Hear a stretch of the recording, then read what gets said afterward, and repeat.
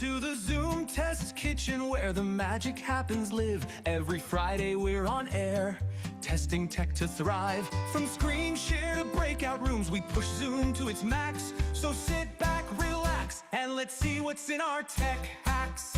Zooming in, we're testing it all. Live on YouTube each week. From audio to video, no feature we won't tweak. We're the Zoom Test Kitchen crew, here to innovate. Join the fun, learn the tech, don't be late. We'll dive into the settings, explore every single tab. Make sure your mic is clear, your camera not a drab. We'll show you how to host like a pro, manage like a king. With Zoom Test Kitchen, you'll be zooming with a zing. Zooming in, we're testing it all. Live on YouTube each week. From audio to video, no feature we won't tweak. We're the Zoom Test Kitchen crew, here to innovate. Join the fun, learn the tech, don't be late. Whether you're new to Zoom or an expert in disguise, we've got tips and tricks. We'll open up your eyes. From polls to quizzes, we test functionalities. Join us live, see what Zoom does with ease. So if your meetings lag, or you can't share your screen, or if your audio echoes like you're stuck in between, we've got solutions, we'll show you how it's done. Zoom Test Kitchen, where Zoom fun has begun. Zooming in, we're testing it all. Live on YouTube each week. From audio to video, no feature we won't tweak. We're the Zoom Test Kitchen crew, here to innovate. Join the fun, learn the tech, don't be late. So tune in, don't miss out on this tech fest we lead. Every Friday, Zoom Test Kitchen, where you'll succeed. We'll make your Zoom meeting smooth, keep the tech in check. In the Zoom Test Kitchen, we've got your back, no wreck. So tune in, don't miss out on this tech fest we lead. Every Friday, Zoom Test Kitchen, where you'll succeed. We'll make your Zoom meeting smooth, keep the tech in check. In the Zoom Test Kitchen, we've got your back, no wreck. These lyrics capture the essence of what the Zoom Test Kitchen does, focusing on testing and teaching about Zoom functionalities in a fun, engaging way.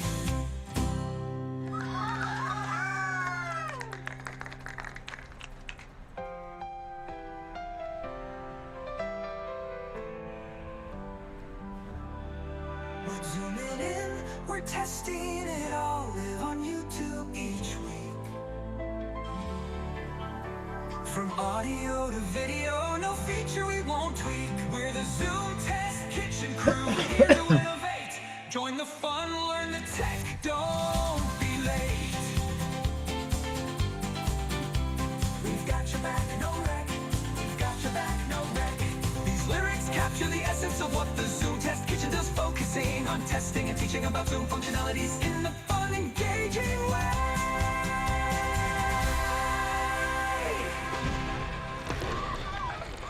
All right. Good morning, good afternoon, good evening. Welcome everyone to the 2026 first edition, New Year's edition of the Zoom Test Kitchen. I'm your host, Mike, and I will be your host today. David will be joining us if possible throughout the show. He might sneak in here, there, and everywhere. So we'll see what happens. Hello, everyone on YouTube. Welcome. And I've already said thank you. Welcome and thanks to everybody that is joining us there. And I see Robert on there too, quickly. And I will go around the room and let us talk to all our panelists. And we'll start off with one of my co-hosts this week, Mr. Peter Sargent. How are you doing, sir? Microphone. I'm doing great, Mike. It's going back to the conversation we had right before we started. It's almost 30 Celsius here in Round Rock, Texas. So right. For those and who our don't do it in conversation Celsius, was, yeah. And my conversation with you last night was that we were minus 15 Celsius. Yes. And what is that in Fahrenheit? Almost, it's 85 Fahrenheit here in Texas. No. Yes. No.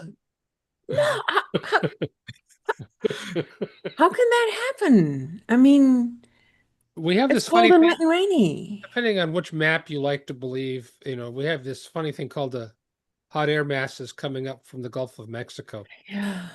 You're getting domed. That's what you're getting. Well, on the other hand, this last Christmas Day, it was 40 Fahrenheit Mhm. as a high. So that time of year. I certainly enjoyed listening to the show last night. Um, though I don't think Tony, you appreciated me calling out your plaque on the back wall there. I'll I explain love that that. I'll explain it at some point, but it actually I think it did fit, but only for a certain generation or older. Very, very cool. Well, since Lois has already talked about weather, Lois, say hi to everybody. Hi, everybody. Hope you're having a good new year. Excellent. Excellent. Cool. Glad to see you. Glad to see Peter here. And of course, Tony's already been called out. Tony, you're next. Happy New Year, everyone. Excited to be here. Looking forward to a new year and some exciting things in Zoom Test Kitchen. Excellent. Yes. Yes. I don't necessarily have an agenda today, so we will definitely be looking at what Zoom decided to surprise us with this week. If anybody didn't know that there was actually a newer version that did pop up this week. But I'll continue on and we'll go to Hesmuk. Welcome, Hesmuk. Good evening. Nice to see everybody and Happy New Year from Cape Town, South Africa, where it is 31 degrees centigrade today, lunchtime. So slightly Same as warmer than Texas. Texas. No, we're yeah, slightly warmer. 85, so 31 would be just pushing 90 Fahrenheit. Mm-hmm. We're doing the conversion today for everybody internationally today. That's cool. All right, let's go over to more bodies from the Californias. Let's go with John Idelson first. Well, Happy New Year's from Monterey Bay, where it is a cloudy 60 degrees with high winds. Greetings all. Glad to be here on the show with you. Glad to be in 2026. Excellent. Thanks, John. Welcome. Glad to have you. Tamara, over to you. Hello from Los Angeles, where it's also cloudy and lovely. I'm so excited. So happy to be here with all of my Zoom friends. And Canada's been watching all the rain in California. So anybody affected since we got 3 Californians with us? It was very, very rainy here and I loved it. Loved it, loved it. And the weather, the heavy wet weather went south of us and it went north of us, and we haven't had much. Sprinkles, that's it. Well, here on the coast, we're having king tides. It's when the tides are their highest. So we have some flooding in some areas, and we had heavy windstorms both on Christmas Day and on New Year's. So we had a number of people without power, but it appears they'll all be getting back on track now. But if you're on the coast in California, this would be a fun time to go out and look at the ocean, but stay clear of it with wild waves. Right. Exactly. Yeah. Safety first, everybody. Safety first. Excellent. So let's start with, I will put it out to the YouTube to all our people watching us this week to let us know in chat if you do have any questions. I am going to do my best to look over there as much as possible over to the YouTube side for chat. But if you do have any questions, of course, let us know. And of course, any of the panelists, of course, if you have any questions, let us know. And did anybody see anything exciting with the latest update that did come out on, let me do this right now, last year officially on, I think it was either Monday or Tuesday from Zoom, because there was an update. I did see it on Windows, and I can confirm that it was on Windows and Linux, but I cannot confirm that there was an update for Mac. So if somebody could let me know from them, one of our Mac panelists, let me know if there was an update or not. That'd be What's awesome. the number? 6.7.2. I did not put 6.7 on this computer, but I will log into another computer and find out. Yeah. All right. Oh, and there is an update available. I have not yet done it. All righty. I'm doing it- I I'm doing haven't it on I haven't another seen machine. anything I was gonna exciting, say, but before we hit go, is it a good idea? it hasn't broke on Windows for me. It hasn't broken on Linux for me. So that's my official answer to that. I can't speak for Mac. So that there you go. So Well, take the information I'm- as is. I'm going to have to pop out in order for this to happen. So I'll be right back. Cool, Lois. Yeah. Pete, go ahead. I said I'm just installing it on my other machine right now. Just to Okay. see, and it installed cleanly. It didn't do anything bizarre during the install Right. process. Yeah, and All Pete, right. that is PC or Mac, just for everybody. For me, Yeah, that you're installing right now. Only Mac. Only Mac. All right. There are 5 Macs on my desk right now, so no, only Mac. Only Mac. All right. So Pete will be the true guinea pig. All right, go for it, Pete. I'm doing it on the other Mac. I'm not doing it on the machine I'm on now yet because I just Uh, Well, I unless have both 6.7 and 6.7.2, and it's working great on my multiple Macs. There are some UI changes that you'll look at, but other than that, All it's right. running smoothly. if they solved some of the other ones from 6.7, I would be happy and I could install it in other places. Tell us what you really think, Tamara. Have I ever held back? Are you new? Have you just met me? very cute. Very I cute. express both my love and some disdain for some of the things, but I Yeah. still love. So I can officially report good news that Lois, it must be working because she came back. So And it's astonishing how quickly an update can happen these days. I mean, there was a lot of buttons to push and a lot of things to accept, but it didn't take very long. yeah. So fairly painless is what I'm hearing, Lois. Mm-hmm. Oh yeah. Excellent. Well, that's always good to know. I was thinking that the Because- other day, Lois, is like we used to wait for updates and they'd be like, here, I'm going to put an update on and it's going to be like 15 minutes. And now it's like boom, zoom, zoom in everything that we do. I love it. Especially yeah. if it's zoom, zoom, zoom on Zoom. Especially if it's Zoom. Pun Okay. intended. Pun intended entirely. Entirely. We have to make sure that the download zooms into our PC or Mac or Linux, and then this install as a Zoom as a quick.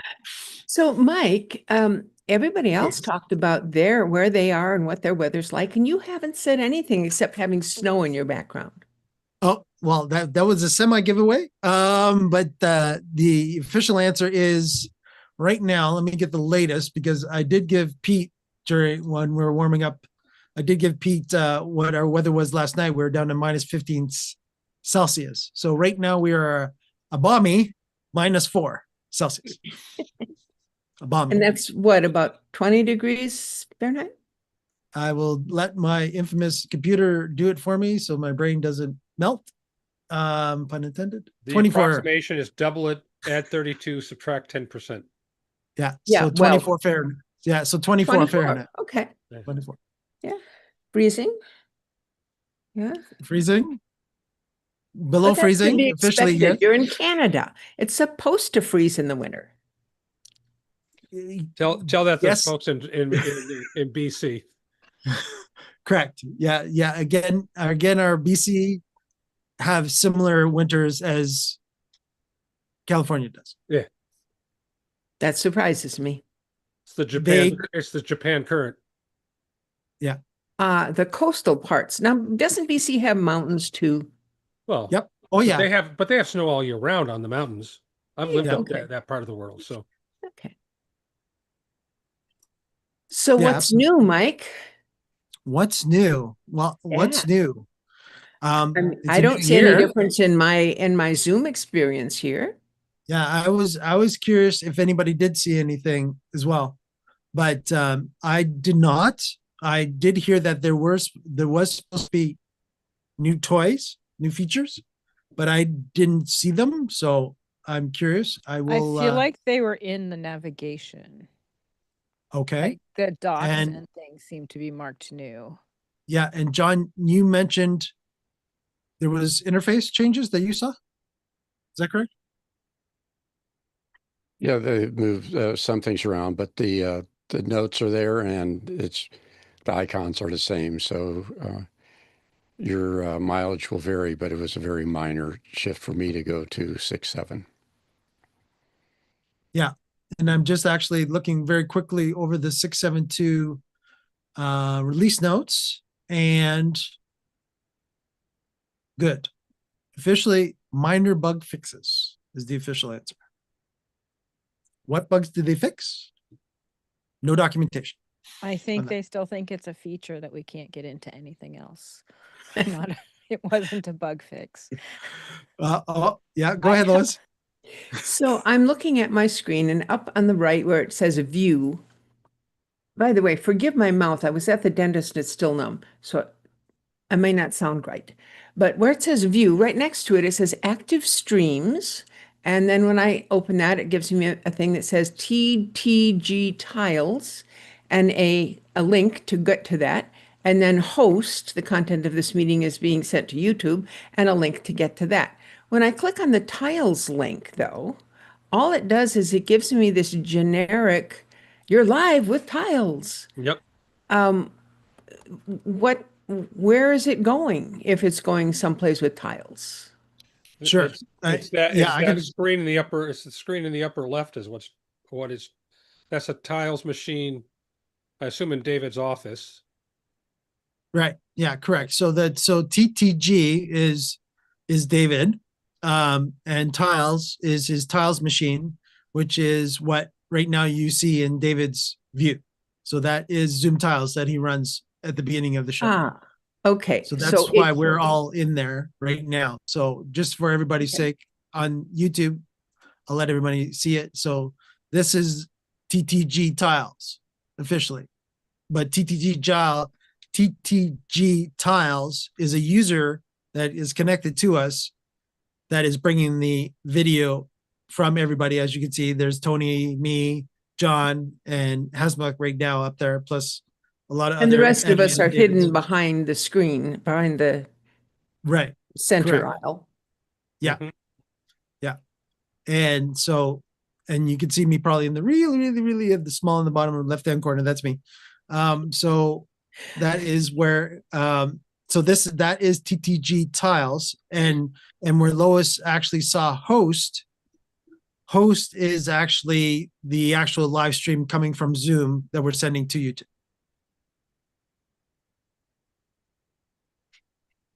And neither of those buttons up there do anything. It doesn't connect me to YouTube at all. Right. Right. Tiles does connect you once you get to that tiles thing. It says it's been hosted by here, but then you can click further if you want more information. It will bring you to their site. Yeah. Right, but it doesn't show, I thought it would show this meeting in tiles, and No. that's not what it's doing. It's just, it's like an ad for Exactly. liminal. Which So is that, kind Right. of clever. But I mean, but it also tells you that it's a more detailed view of what's being recorded or how Right. it's being used. Yeah. And again, if you're unfamiliar with what has connected and what is doing that active stream, that gives you that, tiles for Zoom, click here, and then you'll find out more that it's software and what it's doing, and et cetera, et cetera. right. Because officially that's officially a marketplace app as far as Zoom is It's a concerned. liminal thing. Which officially, if I'm understanding correctly, the liminal name is officially retired. retired. Yeah. Yeah. I was gonna say the other thing, things that will show up there, for instance, when I'm using Zoom ISO and tiles at the same time, both of those show up there. And if I have a streaming to YouTube, that will be the third one there. So it lets the people know what I'm using. I'm not sure, I'm kind of with you, Lois, it's not very useful, except for if people don't want to be recorded. Right. Right. But again, that is your choice at that particular point. The active streams are the active streams that show up there. So again, it's up to you if you want to look at what the active streams are, and if you're okay with that to stay still, then of course stay, and then Interesting. then- Didn't we used to have, when you joined the meeting, something that came across the top that said, "Are you okay with this being streamed?" Didn't we We used still to got have that.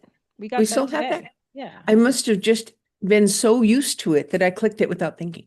Yes. or you might have given permission. Oh, I've given permission to you guys for everything. You can mute me. You can mute my camera. You can, yeah. But yes, so the pop-up still happens. Tamara, you Okay. saw it today, correct? Yeah. Cool. All right. And we do have a question from YouTube, which is, anyone played with, ready for this, gang? The Zoom Smart Video and Video Recognition portion of Zoom. Never heard of it. I must have That is- missed a week. Did you guys Yeah. talk about it already? Did I talk about Zoom Smart Video and voice recognition? So I- is that an app or is that part of Zoom? So Go the ahead, Pete. audio recognition is part of Zoom because I noticed it the other day about a week and a half ago when I was on the web part of it, the back end, so to speak. It asked me if I wanted to record my voice and it gave me something to read. And then from now on, it says it will recognize my voice. Now, why it needs to recognize my voice, I haven't quite figured Oh. out. I know why. I think it needs it for things like Zoom rooms and for their devices that allow the camera when it comes to you, it will recognize that it's you and put the right Okay. label. I But for- think. I'm guessing. But for those of us who are just using straight Zoom, I'm not sure what it. Yeah, I don't know why it would need that. But if it's not what you're using, but what the owner of the meeting is doing or the webinar or whatever. So if they're doing something, no, I don't know. I think so. Yeah, I'm just doing a quick little lookup to make sure, because I think it might be classified as something different because there are other, the Zoom Smart Video is still, I don't know if that's actually a product name of it, but it might actually be a feature. So I'm just double checking to see, because there is the Zoom Video Management, which is sort of the YouTube version of Zoom. Wait, I ne- think I know. Go ahead, Tamara.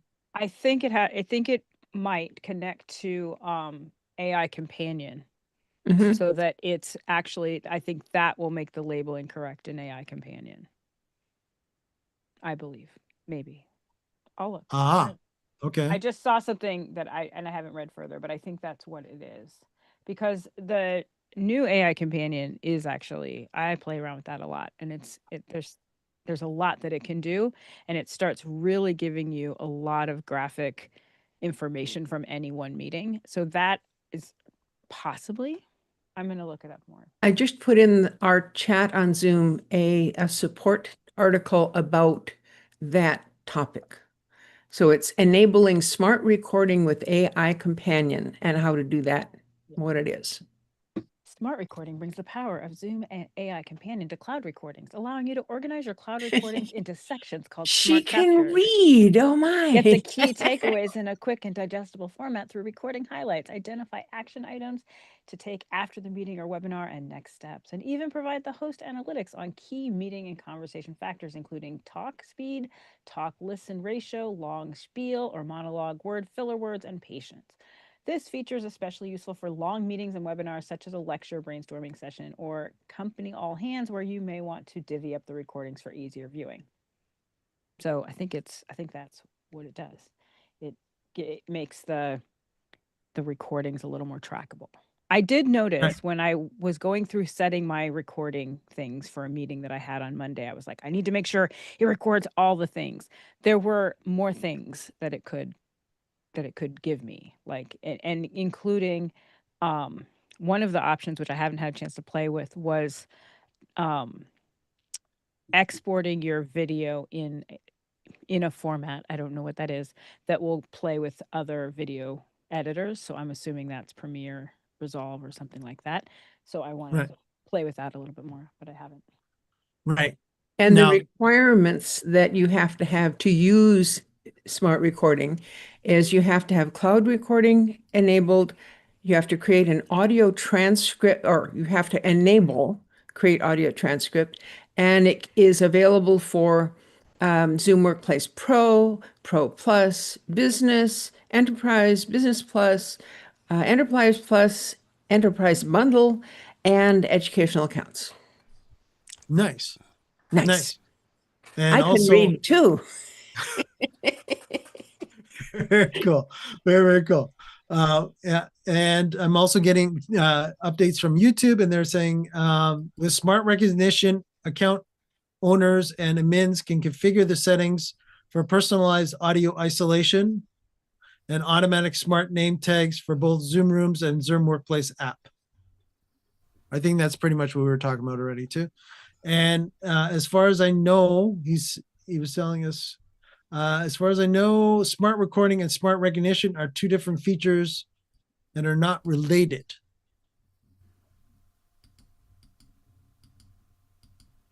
True? Not true? So we didn't answer the question that was asked of us, did we? Have we played with it? I think the official answer is probably no. I can We're vouch I have intrigued not. by it. But yes, you've enticed us to want to play with it, but probably not for Zoom Test Kitchen, not today, anyways.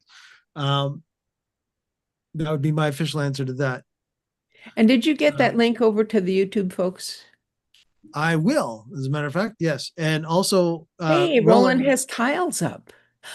No, Ecamm. he has actually Zoom ISO up, actually, is what he has up. Zoom. But So he made tiles out of Zoom ISO, didn't he? no, No. he did not. No, actually, let Ooh. me just for Roland's sake, there we go. So he can play around a little more with it. So again, this is him quickly doing, and I'll just spotlight him as I'm doing the chat stuff. So go ahead, Lois. We're both talking. So No, I So just did was saying, did the Zoom folks get the link? So Roland, how are you doing this? Yeah, I want to know, is it Ecamm or is it OBS or what are you doing, friend? This one is basically Zoom ISO back into OBS and then back to you guys. OBS. That's what I was wondering. Thanks. So basically taking in the image. So basically what I use this to do is exactly this, capture the different shots that I want. Basically what I do is I use an active speaker plus the participants that I want to highlight at any time. Then I built overlays that I want, so I can basically switch to whatever views I want at any time. It works pretty Cool. cute if you want to do like here, if there was a share, where mic is, I could put a share easily there and so forth. So really loving ISO and the flexibility that it offers. So it's I very, need to very play cute. with that more. But basically the reason why I set it up is when you were talking about the active streams, if you go at the top now, you will see this is also an active stream. So you'll see Roland Booth ISO. You are an active stream. So you Well, will that's see. got rid of one of them. No, it didn't get rid of. David stopped his tiles Okay. input, right? So basically, this is what it the flexibility, but Cool. it allows. I mean, I really like ISO and really, really, really. I mean, it's pretty cute.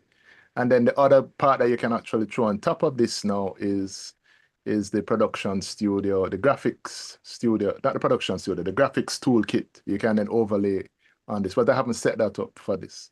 And that will just come in as another person. I will be able to capture the different names, and especially when you go to the individual users, which I can go to at any time. So I can go to you, I can go to Mike, can go to John, basically, and then I can cut back.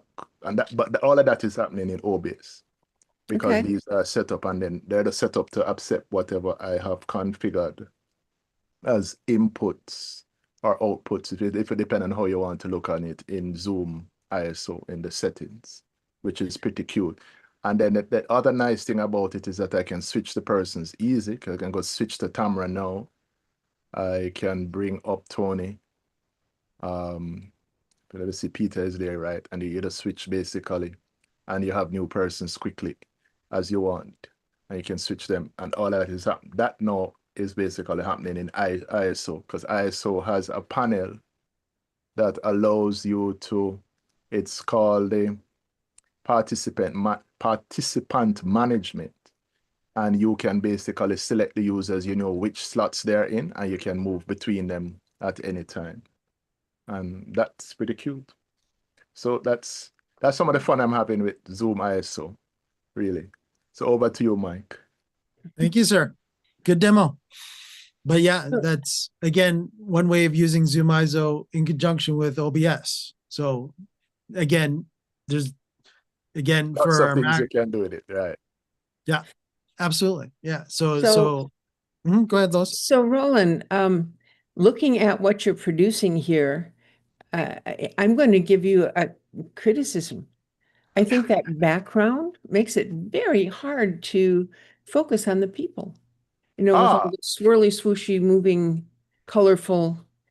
It's a wonderful background, but it draws my attention more than the faces do. And that's a fair criticism. And that's part of where I give lots of respect to the persons who choose these backgrounds, because I've been cycling through a number of backgrounds trying to find one that doesn't do exactly what you are complaining about and identifying. So yeah, I appreciate the feedback, and that is true. That is something that I've been looking at. So I do have some other backgrounds that have been, you know, trying to settle on backgrounds that are workable. You know, so to see which one works best.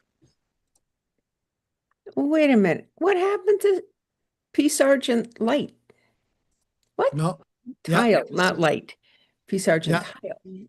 that's correct. So Pete is now joined us with his Zoom tiles as well. Right. And Pete, you open your mic on the tiles, and yes, I'm about to approve. There you go, sir. And momentarily, Pete should actually have. And we Yeah. got that this meeting is being recorded at the top. Right. Yeah. So every time somebody joins, you will get that, and you will know who it is, and it identifies. That's something I like, so you know exactly. And remember, it is the host that has to give permission. If the host says no, then it's no. And I guess Yeah. the host would let persons know and so forth. Yeah. So again, when I was saying that, you know, as soon as I saw the pop up and I said I will approve, that's when I approved Pete's tile user that just connected. And that's why as soon as I approved it, you saw the pop up automatically that this meeting is being recorded. And Lois, if you didn't see that pop up, that means that you've given us the full reign of you trust us entirely. So it's like, don't annoy me with this pop up ever again. It's been basically enabled. Yeah. Exactly. Cool. Of course, if you wanted to make me a co-host, you could do that. Oh, is she hinting, gang on YouTube? What do you think? Is she hinting? Actually, there is a topic I want to talk about today, Of and course. that is because a while ago on another regular Zoom call, they had a bad actor come in and disrupt the meeting with inappropriate video. And so I think it would be useful for us to just remind ourselves what we're going to do if something bad happens. And there may be new listeners who haven't been here for 3 years and don't know what we did 3 years ago. But what do you think, Mike? Yeah, no, that's a great topic to actually go through. And again, of course, we can do it at different levels. Again, of course, the first one is depending on how you've set up your meeting will depend on how you can police your meeting. So if you have waiting room disabled, of course, everybody can come in right away into the meeting. If that's the way you've set it up, so be it. If you have it in waiting room, which we have for Zoom Test Kitchen, of course, again, you will know each individual person that comes into the waiting room because as a host, you are prompted with that person's name. So you'll either let them in or not let them in, or you will do what I do when David's usually here, and we usually have a Zoom bomber of sorts, depending on what we're demoing. Try to come join us and try to explain to me how they've used Zoom before, and promise to behave and don't 9 times out of 10. But when it comes to that, again, you could always message them in the waiting room, or as we were talking about last week, we could actually do a breakout room where you automatically push that person to a breakout room that you cannot break out of as that user. And then once you've made sure that that person is somebody that because what I've noticed that even coming into the Zoom Test Kitchen, sometimes some of our regular panelists will come in and I'll go, who is this name? And it would be a company name. They would come in as their last client's name, so that whatever name they used for their client, and all Or of a sudden it wasn't their, iPhone. or exactly. Or Mike's iPhone or Lois's iPhone. And I'm like, Sometimes it doesn't even say a person. It just says iPhone or iPad, and you're going, well, I don't know who that is. Yeah. right, exactly. And again, it's just how people have set up their Zoom account or even their Zoom Workplace app to actually make sure that your name is properly coming in when you log in. But yeah, So- they're definitely, go ahead, Lois. For those of you listening or viewing this who are hosting meetings, now you're the one that has as host, and down at the bottom, there used to be that shield, isn't there anymore. It now says host tools. It's a black and white icon with, it does have a little shield on it, but it's inobtrusive. In order to shut down everything in the meeting, you have to go to click on that host tools. You might want to write this down. And it opens a side panel where your participants list and your chat list is. And then if you click on the thing that says participants, that's where you find that nice red suspend participant activities. So it's not where it used to be. And if you host a meeting, you want to just maybe check out where it is so you can get to it quick. Yeah, absolutely. Absolutely. And should worse come to worse, I believe we went through that last week, but we can do it quickly again in host tools, which is different now in 6.7, because it actually now won't be where it normally was. I before just did that, Mike. I just did that. Yeah. You just talked about that? Sorry. I just miss did that. Yes. I Okay. walked them through where to find it now. Now, if you want to go through the process of what you do, you click that red button, and then the host turns their own voice on and says something, and then the host and the co-hosts are getting rid of people and whatever and turning people back on. And yeah, that hasn't changed. It's just the location of thing. Right. Right. It's just a location of where we where we actually find that now. Correct. Roland is trying all of his different backgrounds. He's not now got a psychedelic plaid. It's going like this. Yeah. I like the colors. I like the Yeah. colors. The only criticism I have on that one now, of course, for my sake, is that coming from the encoding world, the machine is actually working a lot more at Roland's side to make that, because of the fact of Yeah. the way it's doing it. Yeah, I mean, I looked at that, and the CPU really, I'm surprised, is really not doing a lot more. I mean, what I would love to see is on the encoding side. I mean, when the encoding, because but Yeah. sending to Zoom virtually, the CPU is not really doing anything special with that Okay. background. Yeah. I don't worry about the encoding part, but certainly the bit rate having to go out over the network Mhm. will Yeah. be, if you have just a solid color. Right. So I mean, I play around with motion, and then of course, as you rightly say, you can just use the stills. So yeah, but as I said, yeah, sometimes you have to play until you until you find something that works. So this is a playing. And again, of course, it all comes down to, again, depending on the situation too, if it's client based or not, right? Your client might have specific motion requests, backgrounds that right. they want behind the people that are speaking. Yeah. Or Right. just a still. So again, like the Roland shot that we have here, again, can be minus the motion video in the background. Currently, you could actually do something similar like this in Production Studio, this type of layout. Yep. It's built in as a template. And Roland, I know that you and I have had conversations too. So have you seen the difference between OBS and doing it ISO versus Production Studio? Yeah. Production Studio just moves everything to the cloud, which is just super.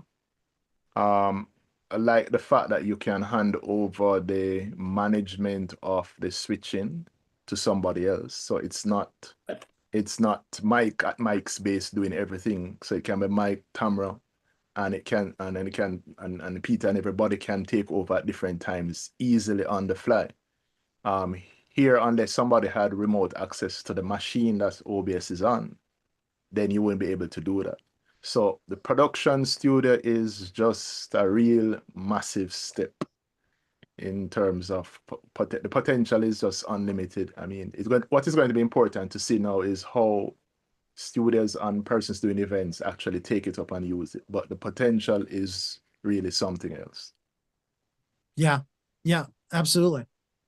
And it's only going to get better from here. The more feedback, especially from our Zoom Test Kitchen community, that we can give back to the actual Zoom events team. So again, understand that Webinars Plus is under the Zoom events portfolio / section of Zoom's company. So that would be the ones that would be the people that are actually updating the actual Production Studio with our feedback. Now, again, we've got to be careful as a Zoom Test Kitchen community too, because they've also told us too, they're not trying to replace a vMix or an OBS or an Ecamm or a Mimo Live. They're not with Production Studio. It's supposed to be a basic, you want it to look a lot better than you're currently doing right now in just a regular meeting or a regular webinar plus in this, or a regular webinar, I guess would be the best way of saying this, because this is part of the webinar plus, AKA used to be called sessions, as Tamara loves reminding us about that, that it's not sessions anymore. We're back to webinar plus. But so again, it's not a replacement for a software switcher. Should you want to go that more in depth, then of course you could always bring your software switcher in as an RTMP feed into Production Studio.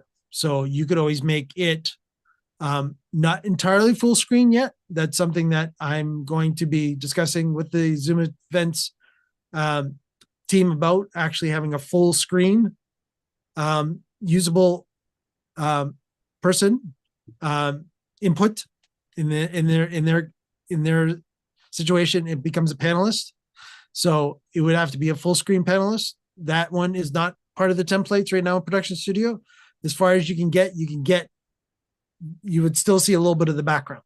So that is the only irritant that I have switching with John and I when we do our weekly show in Production Studio, is that when I want to take John full screen, I can't take him full screen like we're doing right now.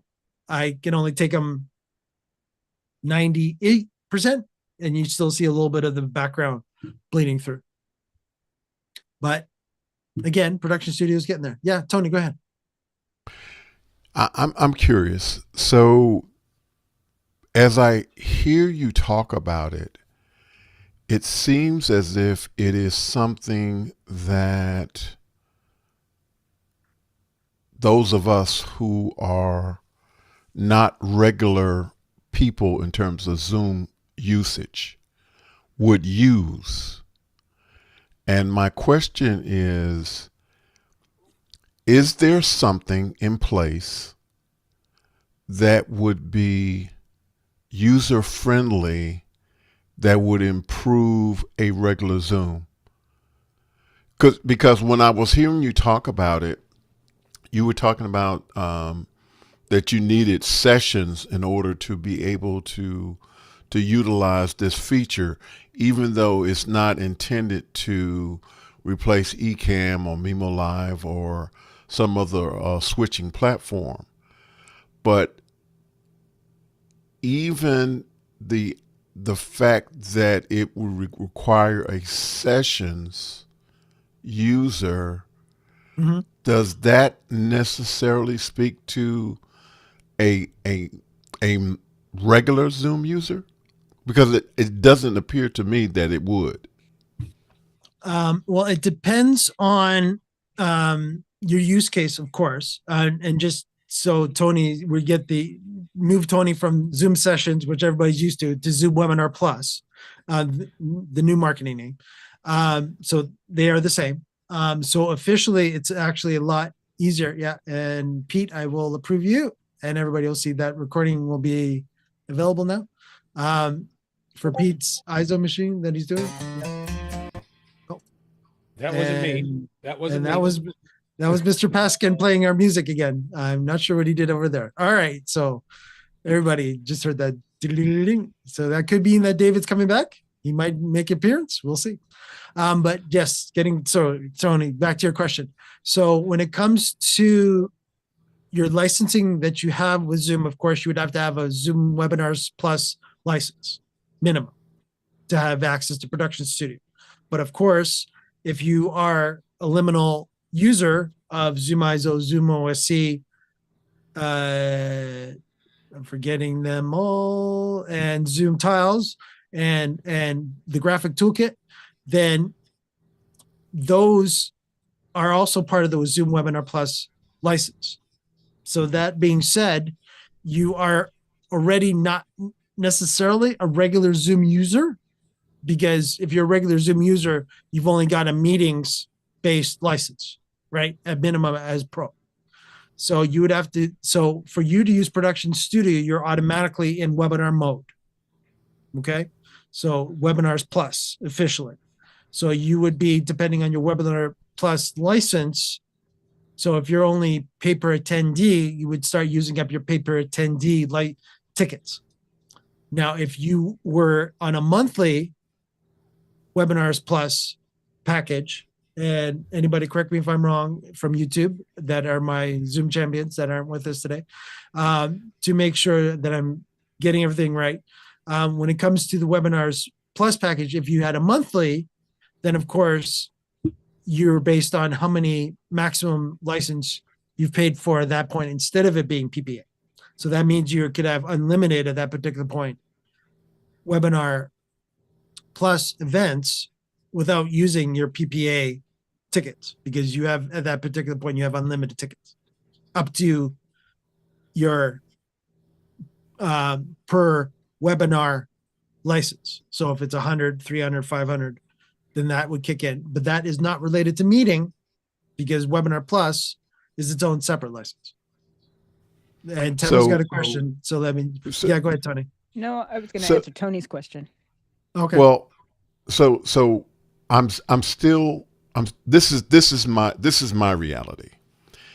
I am struggling to get regular people to even get a free Zoom account. Right. They are I don't want to say, what I want to say is that they don't see the importance of even having a free Zoom account. The house of worship that I deal with has a Zoom Plus account, right? And they will only click on the link so that they can join that, but they won't invest in a free Zoom account. I understand the value of it. I understand the value of them having a free Zoom account, but I'm trying to figure out a way where it would be more enticing. And I understand that Zoom is in the business of making money. I understand that. I think this is an infrastructure thing, Tony. In the business of making money. I understand. It's all right. I fixed it. It was John. You had a little bit of slap back. We're good. Go ahead, Tony. Sorry. So this is the thing for me. How can we have regular people participate in a regular 90 even the plus account. All right. How can we make how can Zoom make the plus account more attractive to regular people without going into um, Webinar Plus or Oh, let me. Yeah. go ahead, Tamara. I'm sorry. No, Yeah, Tamara, go ahead. because I think I hear what you're asking, and it may be two separate things. So in terms of the tools that we're talking about, where we can use Ecamm, we can use all these things in a regular meeting.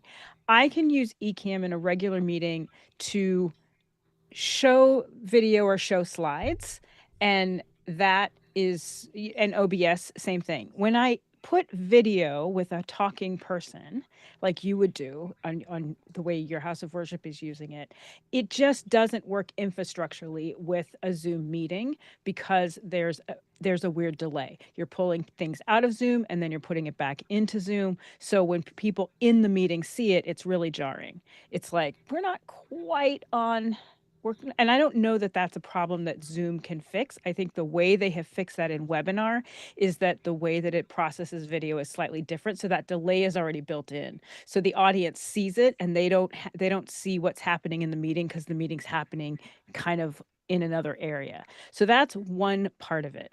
The other part of it is, how can you make like regular Zoom more attractive and make it seem like more exciting?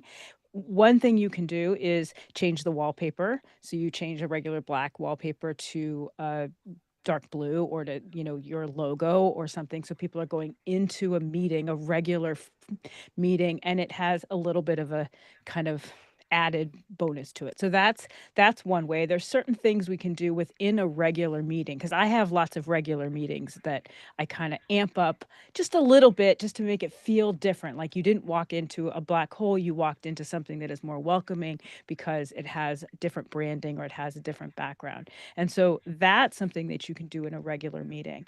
The other part of it is, if you do want to use those tools, there are ways to set up that Zoom Plus account, or that Zoom webinar account, so that people can enter the meeting without having anything. All they have to do is click on the link and it takes them in. You just have to set the settings correctly. So one is getting the organization to invest.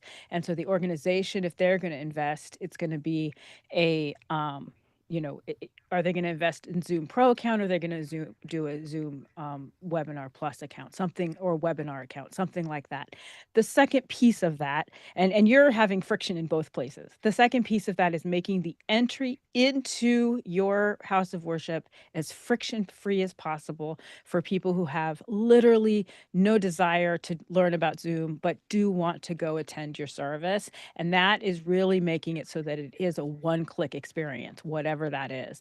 And whatever you use, it really comes down to setting up your permissions so that it doesn't require people to have Zoom. So there's kind of two issues. And can you make a regular meeting have a little bit of pizzazz? You really can. I mean, you're looking at introducing things to your community in steps. You get them excited about one thing, and I've had the same type of thing where I've brought communities in where I don't give them all the bells and whistles. I give them one bell, one whistle, and then after a while they notice, wow, we have a whole different experience. So I think I don't know if I'm answering your question completely, but I think there's two parts of that question. And to have a strong meeting, just a regular meeting, it doesn't necessarily have to have the production value that you're talking about, or that we're seeing in Zoom Studios. And you can use an OBS to do like your slides. So I do a regular meeting where my OBS computer or my Ecamm computer, and OBS is free, so that's easy once you get it set up. It is just an attendee. I use the virtual camera, and the virtual camera is all of the slides that would need to be in that meeting. They have, if I'm doing things that people need to see, if there's a countdown clock, anything like that, where there doesn't have to be a person on camera talking, where there will be a noticeable delay. that is another way to add something extra to your regular meeting, is to have all of your slides in. You can do that in a regular meeting, and then you can add some of what Roland's doing, having different backgrounds. And again, that's going to elevate a regular meeting. So it's not necessarily that you have to have all the tools, but I would love for some of those tools to come to meeting. But every time I ask about it, I think there's like infrastructural friction that will make it not as possible, or isn't Yeah. possible now, but maybe later. Okay. Yeah. Tony, Thank you. response, or you want me to go to Lois? Go to Lois. All right, Lois, go ahead. So my question to you, Tony, is you were talking about a plus account. Are you talking about Pro Plus? I can't find such a thing as a Pro Plus. No, Right. I was talking about the Business, enterprise, education. Yeah, I was going to say the lowest level would be my thought, Tony, correct? The Pro lowest. is the lowest level. It's plus account, I believe. Is it not plus? No. Pro is the paid account. There is a free account, but the cheapest paid account is called Pro. Well, I'm talking about pro. Then Okay, that's what the church has. The church has Yeah. the $159 a year. Yes, I'm very Right. familiar with that one. But the people who are attending don't have to have any account. They don't. They don't. They can come They in don't. through the Zoom, through the browser. It's not as pretty as a paid account. As a free account, but who cares? Well, it's not a matter of. This is really hard to put in words. So part of where I'm coming from is that there is a need to elevate the interaction. Mhm. And because there is a need to interact, even the idea of getting a free account seems like a lot of work for some people. But why would they need a free account? What do you want them to do that you can't do in a browser as a participant? Well, I look at it as another opportunity for them to engage with their children, their grandchildren, using it in some instances just like a phone call. It's just being video. And so it doesn't matter. A Zoom interaction doesn't matter if you're Android or iPhone. You just are able to interact with one another. And so I was looking at it from that standpoint of creating an opportunity to just level up just a little bit and not be stagnant in just being able to click on a link. So I hear you saying that in addition to the church services, you're thinking about other social interactions that people could have. Here's something that we've done in our Quaker meeting that you might think about. The church, with their account, can make multiple meetings. So we have one for Sunday service, but you could have a room that was specifically set for socializing with each other and say, any day at 1 o'clock, any of you can just come into that room and talk to each other, and you'll see each other, and it'll be really cool. And that way they would get a link. They'd click on a link. It might not be the same link as the church service, but that way people could get used to, I think I'll drop in and talk to Mary at Thursday at noon. So that's another possibility, and as long as you don't publicize that, you wouldn't have to change it all the time. You could make it the same link all the time. Yeah, I do that with my group, my writing group. I have a writers cafe, and they Mhm. can pop in. They can pop in before the host, and I get an email that says so and so's in your room, and then I can go, hey, why don't I meet them there? So that's one of the other, like on our email, it has cafe, it has our monthly, I also use Obvio, so I have a dashboard that they can see all this stuff on. But that's another way to do it. And if your church account can get set up so that this perpetual meeting that's going to be available every day, you can set up a greeting screen that comes up and says, this is what's going on, and etc. Oh, maybe you can't. You can only do that with the waiting room. I'm wrong. I take it all back. Not all of it, just the screen part. Right. So all great tips there, Tony. What do you think? Roland had his hand up. Yeah, Roland, more information for Tony.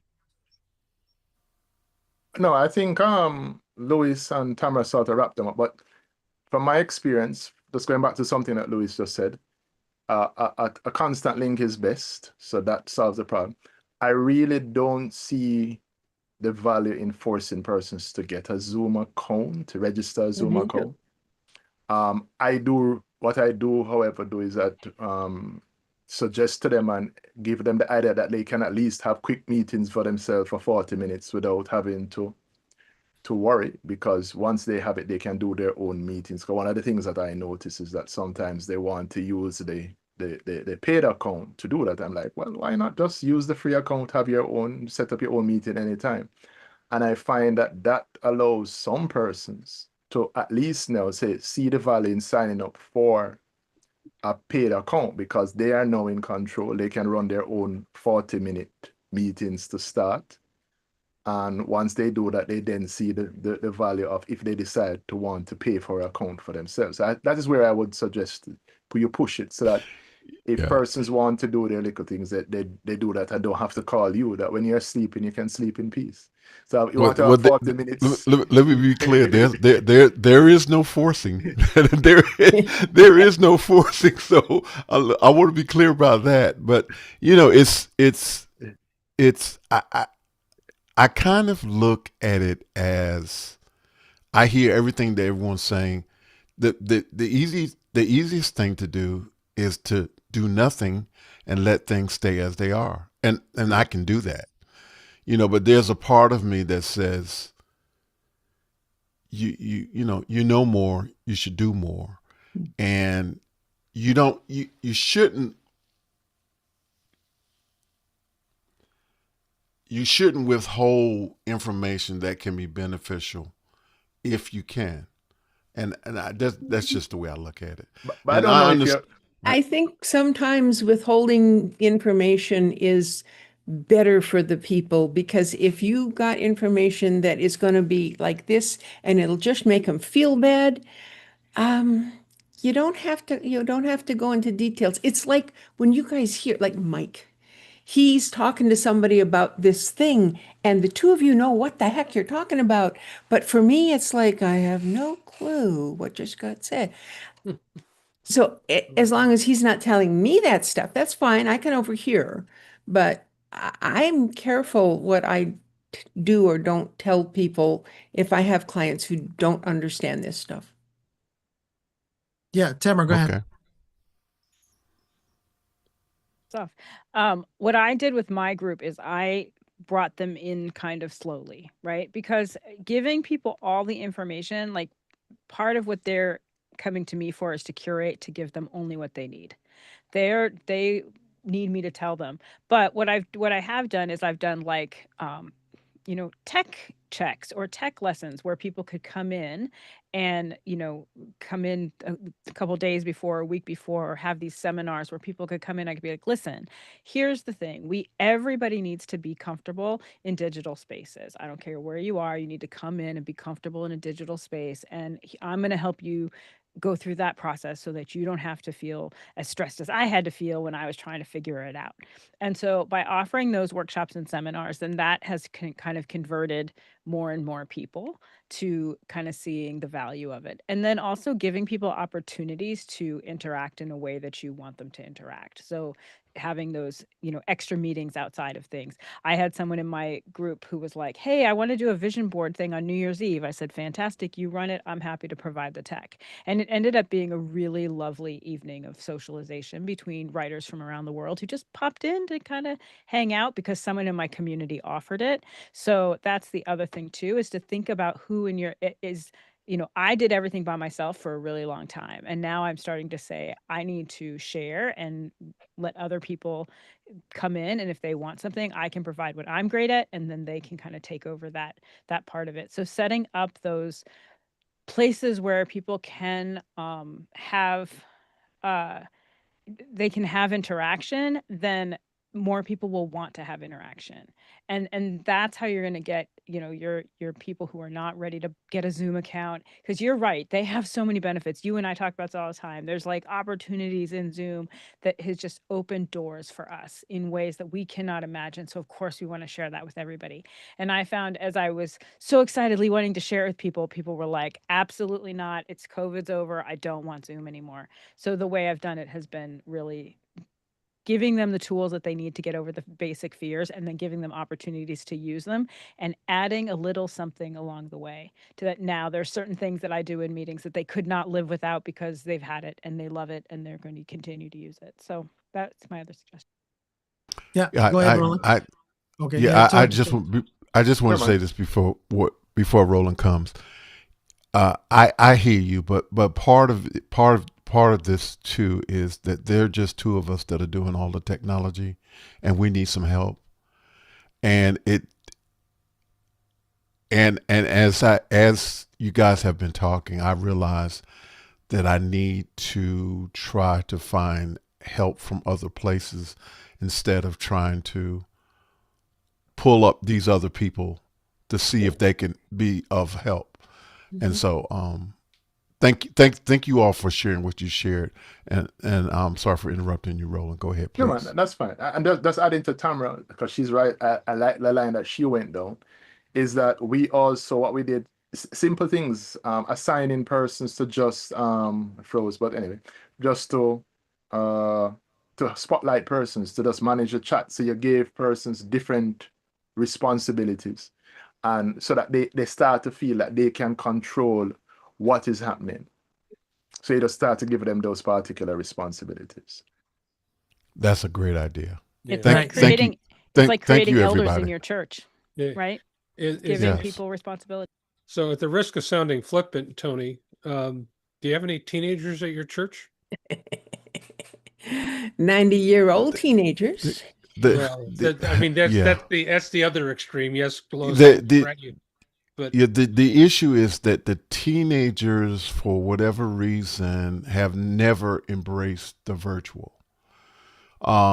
If we do, like, for this in 2025, we had five. Yeah, we had five in-person events, whether it was outside or at another house of worship's actual building. When we had those things, the teenagers were present, but they don't come to Zoom at all. No. Well, I shouldn't say they don't come to Zoom at all. Well, They may pop in sporadically, but for the most part, they are not interested in participating in I'm not talking about Zoom. participating. I'm talking about teaching them a Absolutely. skill.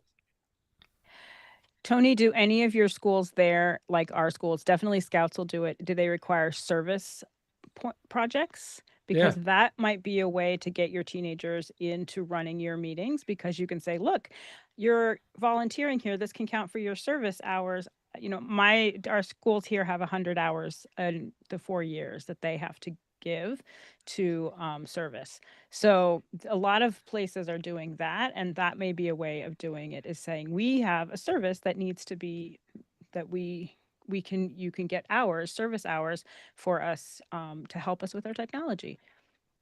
Go ahead, Lois. Okay. Then you accidentally get them into church. I mean, So one of the things that I have learned and enjoyed since getting on to Zoom with COVID is that I have lots of friends now all over the place who are not necessarily part of other parts of my life. So I do genealogy, and this summer our group, Davis Genealogy Club, did some classes, and I got to do a class. I got to be a teacher and teach genealogy. Well, I wanted a co-host who could, and so instead of trying to get one of those genealogy people to do it, I called Tamra and I said, "Can you come and put up slides and do things?" And I oh had a yeah, blast. it was wonderful. And it was, the person had no distraction because they weren't involved in the actual function. And so maybe, Tony, you could find one of your buddies somewhere in the world who's got nothing to do with your church who might want to pop in from Canada and run something or whatever. So Check anyway, your there's another DMs. thought. What? What, Yeah. Tamara? Check your DMs. Check your DMs. That's Check your it. DM. Check your All DMs. right. All right. Thank Yeah. you. Yeah. Discord. so- That's the way to do it. Yeah. Yeah, and Tony, yeah, one final word. And Robert from Poland is telling, he says, Tony, you can build a program for those who want more and allow the people who want the simple version of a link to attend the service. You can only please some of the people some of the time. Yep. Yeah. Wisdom coming from Poland, from Yes. Robert. All right. Thank you guys. Appreciate You're that. welcome. Not a problem. Not a problem. Good quote there, Robert, to wrap that up for Tony. All right. Any other questions or comments from YouTube? Let us know in chat. Over to you, Lois. You're mute. Wrong button. So I have a question, which I'm sure we've answered multiple times, but I still keep coming across this. Someone was having some intermittent internet problems, where like they would cut out or they'd drop away from the Zoom meeting and have to come back on. And someone very clearly and strongly said, turn off your video because that'll be less stress on Zoom and you won't have these problems. And I'm thinking, I think we debugged that, didn't we? Isn't that a myth that you will get better audio if you turn off your video? If people don't have a good connection, then turning off their video actually is helpful. It So is? yeah, Yes. and also turning off HD and things like that. So it's still, when people are having trouble, the best thing to do is to counsel your friends to go get a hard wire into their modem and help them with Or that. use a 7 computer instead of her phone. Well, Yeah. you can hardwire your phone into your modem too. So you can so good friends don't let people Wi-Fi, but understanding that not everybody will do that. That's their first thing. Then yeah, some of the other things are turning off your video because that's a lot of a big resource. One of the things that I try to tell people first, and many people are resistant, if they're using a Zoom background, that is eating up a lot. And so they should not be using a Zoom background. Try to take people's fuzzy background away from them, and it is very, very difficult if they love their backgrounds. But that's the first step for me, and then the second step might be turning their camera off. And it also depends on the amount of people in your meeting and how many people in your meeting are coming in on other devices, like on iPhones and Yeah. iPads. Wait a minute. How would this affect the person who's sitting up on the mountaintop and has poor internet connection? How would there being 3 of us or 20 of us make a difference since it's hosted on Zoom, not on their computer, not on their phone? It's the meeting load itself. Like I've found I have more, especially people who are on phones. The more people I get into a meeting, then the longer the meeting runs, then the stability. Now it is way better than it was in the past. So I don't want anybody from Zoom reaching out to me going, "We solved that problem." Yes, you have solved that problem in a big way. But the truth of the matter is Zoom can only process at the currently at the lowest kind of common denominator of who enters into the meeting. So even though you have your meeting set up as a 1080 and it's amazing and everybody can come in, as soon as an iPhone enters it, it pulls the meeting down. And iPhones specifically, they do have problems into the in like again, long term, they will have problems coming in to a meeting. They'll have problems. If you're a person who's up on the hill, their first problem is that they don't have strong internet and they need to That's be right. right. That is their only problem, is that they don't have a strong internet. And no matter what we do, even if she comes in on the phone's connection rather than on It's still Wi-Fi. It's no, a phone connection is direct to the tower, Right, but it's still not a hard connection, a hard but it's wired not connection. Wi-Fi.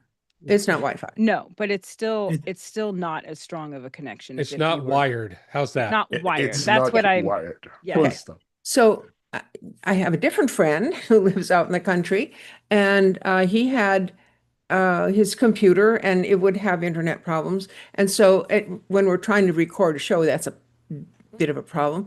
And so he would go, all right, I'll switch over. And he'd switch to, instead of being on his computer's connection, Wi-Fi connection, he moved to a hotspot on his phone, because the phone did not go through his internet service. It went directly to a tower. Now, I know it's not a wire to the tower, but it's still, it has removed that whole problem of his local internet service when it goes directly as a Right. phone. And but again, that depends on, because I can be with my phone in one place and I can get a lot of bars, and I can get a pretty high signal. And then I Yeah. could be other places and I could get a low signal. So that's going to be a fix for some people. It's not going to be a fix for all people. But in that case, with that person, you're like, I've gotten you as far as I can get you in terms of your internet connection, which is the bottom, like, base that everything is built off of. And if I can't solve that problem, then you really, then the other ways to keep people in meeting would be to shut the camera off, or to shut their background off. Yeah. What Now, Lois, too, it's important because if they're sending video, they're also using upload bandwidth, right? So there's download bandwidth and there's also upload bandwidth, right? So if you're watching us right now, that, and of course you're also sending us video, so you're using download bandwidth and upload bandwidth on the internet, right? So if I turn off my camera, I have removed my download, but I have not changed your upload to me, because I can still see everybody even with my camera off. Correct. Right, but it's opposite. You're close. If you shut off your camera, you're reducing your upload. You're not reducing your download. Ah, I see. Okay, Okay. got it. So it also depends on the amount of download bandwidth that the people have for their internet connection on a good day at that time of the meeting. So Right. if That's where everybody, all that comes. Mhm. if they were having an internet connection problem, if everybody else in the meeting turned off their video, would that help the stability of the person on the mountain? It would, because then then nobody would see video, right? Then it would be literally an audio conversation. Now, don't forget, and this is something that we always forget about, that is one of the smallest services that Zoom offers, is you can actually dial into a phone bridge. Oh yeah, we can do that. Right. But So would turning off all of the videos actually make a difference? In my experience, it does make a difference. So if I have, for example, when I do my audition event, I have my audience turn their cameras off. And I have found over the years of doing it that when I have 65 cameras on, it's going to cause problems. And if I have less cameras on, then the meeting's a little more stable. Right. Okay. All yeah. right. So, and again, Lois, it really depends on too, at that particular point, when you're in Zoom, you're using Zoom. And of course, if all the video is off, you're an audio conference bridge is what you are turning yourself into, which is what, dialing into the phone number would be equivalent of for that person. So if you wanted that person to still be able to talk both ways, but not even broadcast video, and that's not important for them to broadcast their video, then you might want to just have them call into the call bridge to do that. And then everybody else can still have their video and audio on for the rest of everybody else's experience. But that one person that has next to no internet now can use a phone call, and they're not even using internet at that point because they're making a phone call. when her internet is too bad, she does phone in. But, it's kind of hard in sitting in a meeting for worship on a phone when you can't see anybody. Yeah. So Yeah. yeah. Okay, well, Yeah. thank you for the answer to that. I was wrong, and turning off your video makes a difference. All right, thank you. I'll Yeah. turn off my video now. As Lois turns off a video when she did that. But yes, yeah, it does it again. It's very tricky, right? It really depends on, and again, of course, there are alternative services now, and of course, I know I've talked in length with Roland, especially with the amount of problems that Jamaica's having right now. There's a lot of dead zones right now in Jamaica right now, and a lot of them are getting around that internet wise using Starlink satellite. Mhm. So it definitely is a suggestion for those in remote areas there is no real reason that they can't have good internet now because of Starlink's capabilities in their area. Some of the Starlink's capabilities internet wise, as a matter of fact, actually can be better than sometimes even a landline Yes. connection speed wise. So it's not, a perfect example was the person that you're saying that you do recordings with, Lois. If that person has barely an internet connection and he switches to a hotspot, he should definitely be like he would be a perfect candidate for Starlink. 100%. Again, depending on his budgeting and But where he's isn't located. Starlink like thousands of dollars? No. Oh, The gear right now, I believe, and again, I'm going to speak in Canadaese. Right now, the gear is about $500, and that's it for the gear, and then you're paying around $150 a month. okay. That's expensive for the person And I'm again, talking that is Canadian, that is not US dollars. So it is more expensive up here. Yeah, and you're also, Mike, one of the things, you're probably in a city like I am right now. Yeah. Where they charge premium pricing based upon density of users. Yeah. We're not in my area officially, I'm not on a waiting list for Starlink. Right.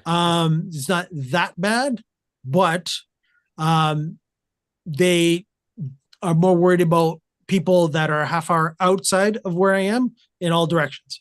And I don't have to explain that to Peter. Peter knows what I'm talking about. So if I'm heading up to cottage country, they're more worried about the cottage country than they're worried about me being in, downtown core of Toronto, where All I know is because I have a Starlink for my place in South Texas, and I went to set it up here in the Austin area, and they tried to charge me an extra premium on top of it when I signed up for my plan.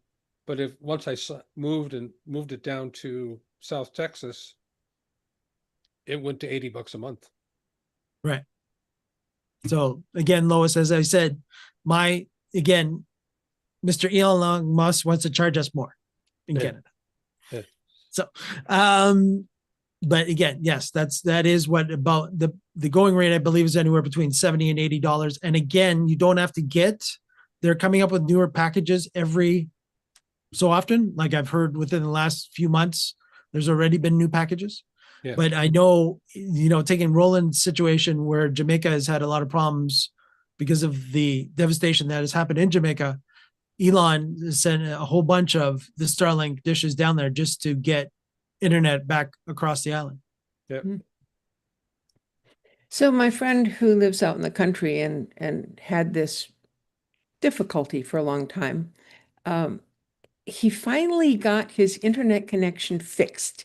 And it turned out that it was way up high on a pole next to a tree that had roosting sites for certain very large birds who had interfered with the connectivity. So once he got one of the people from the internet company to come out and climb up there and clean it all out and make sure all the connections were solid.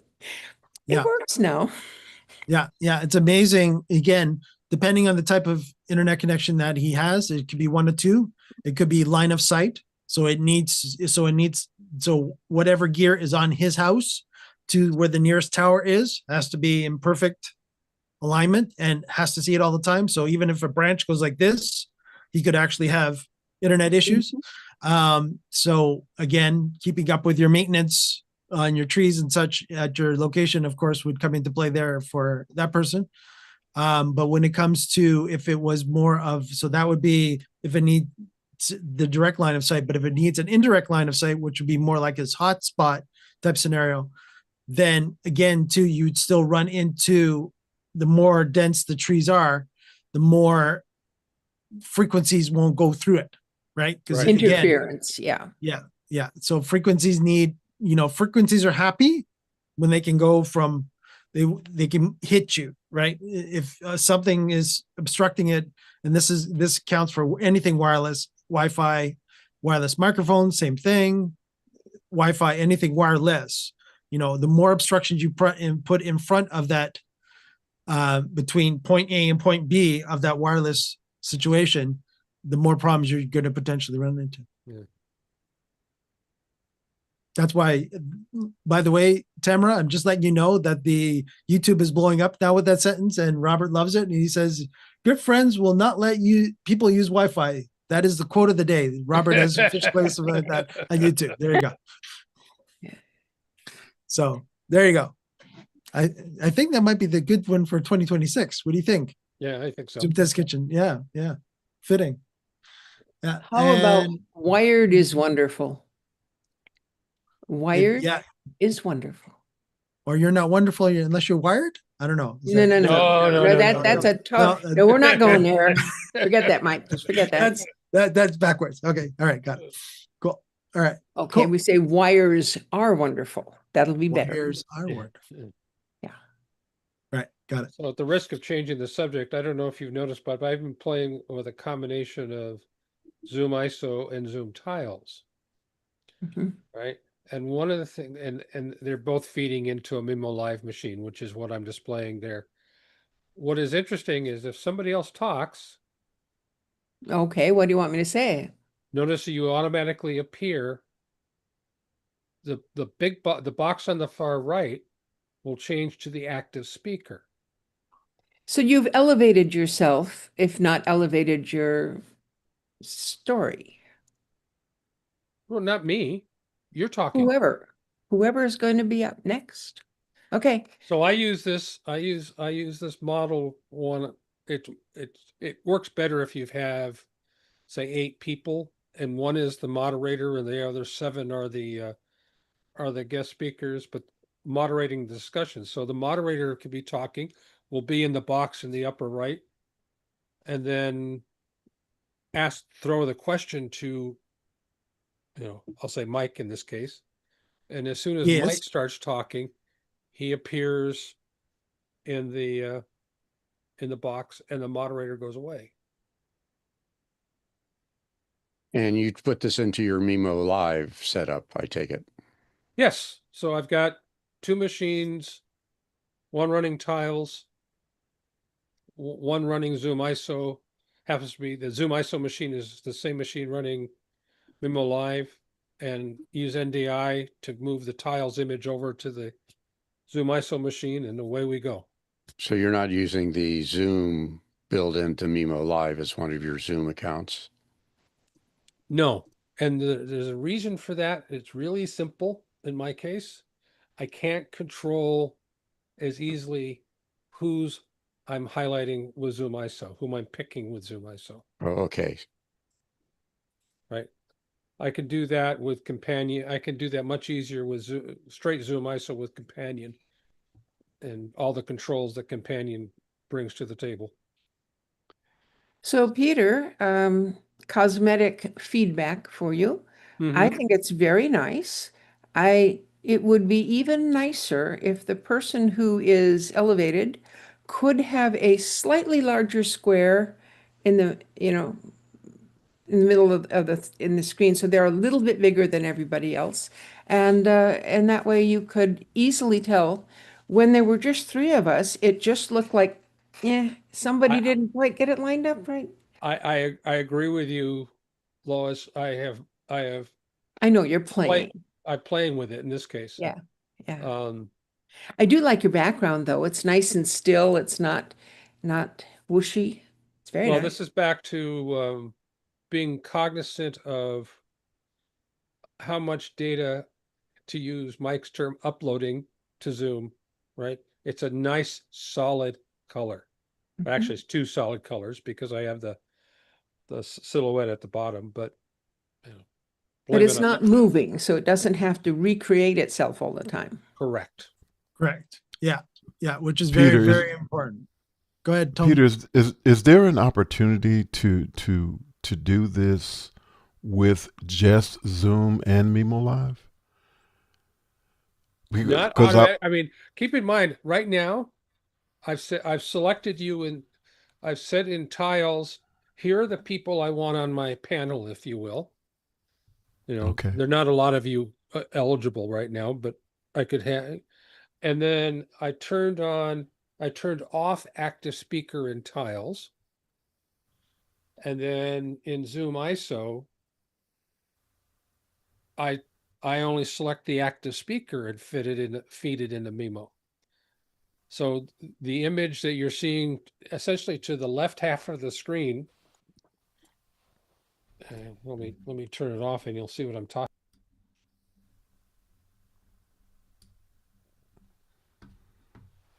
You turned off your audio, Peter. Oh, sorry, didn't mean to do that. But if I turn off,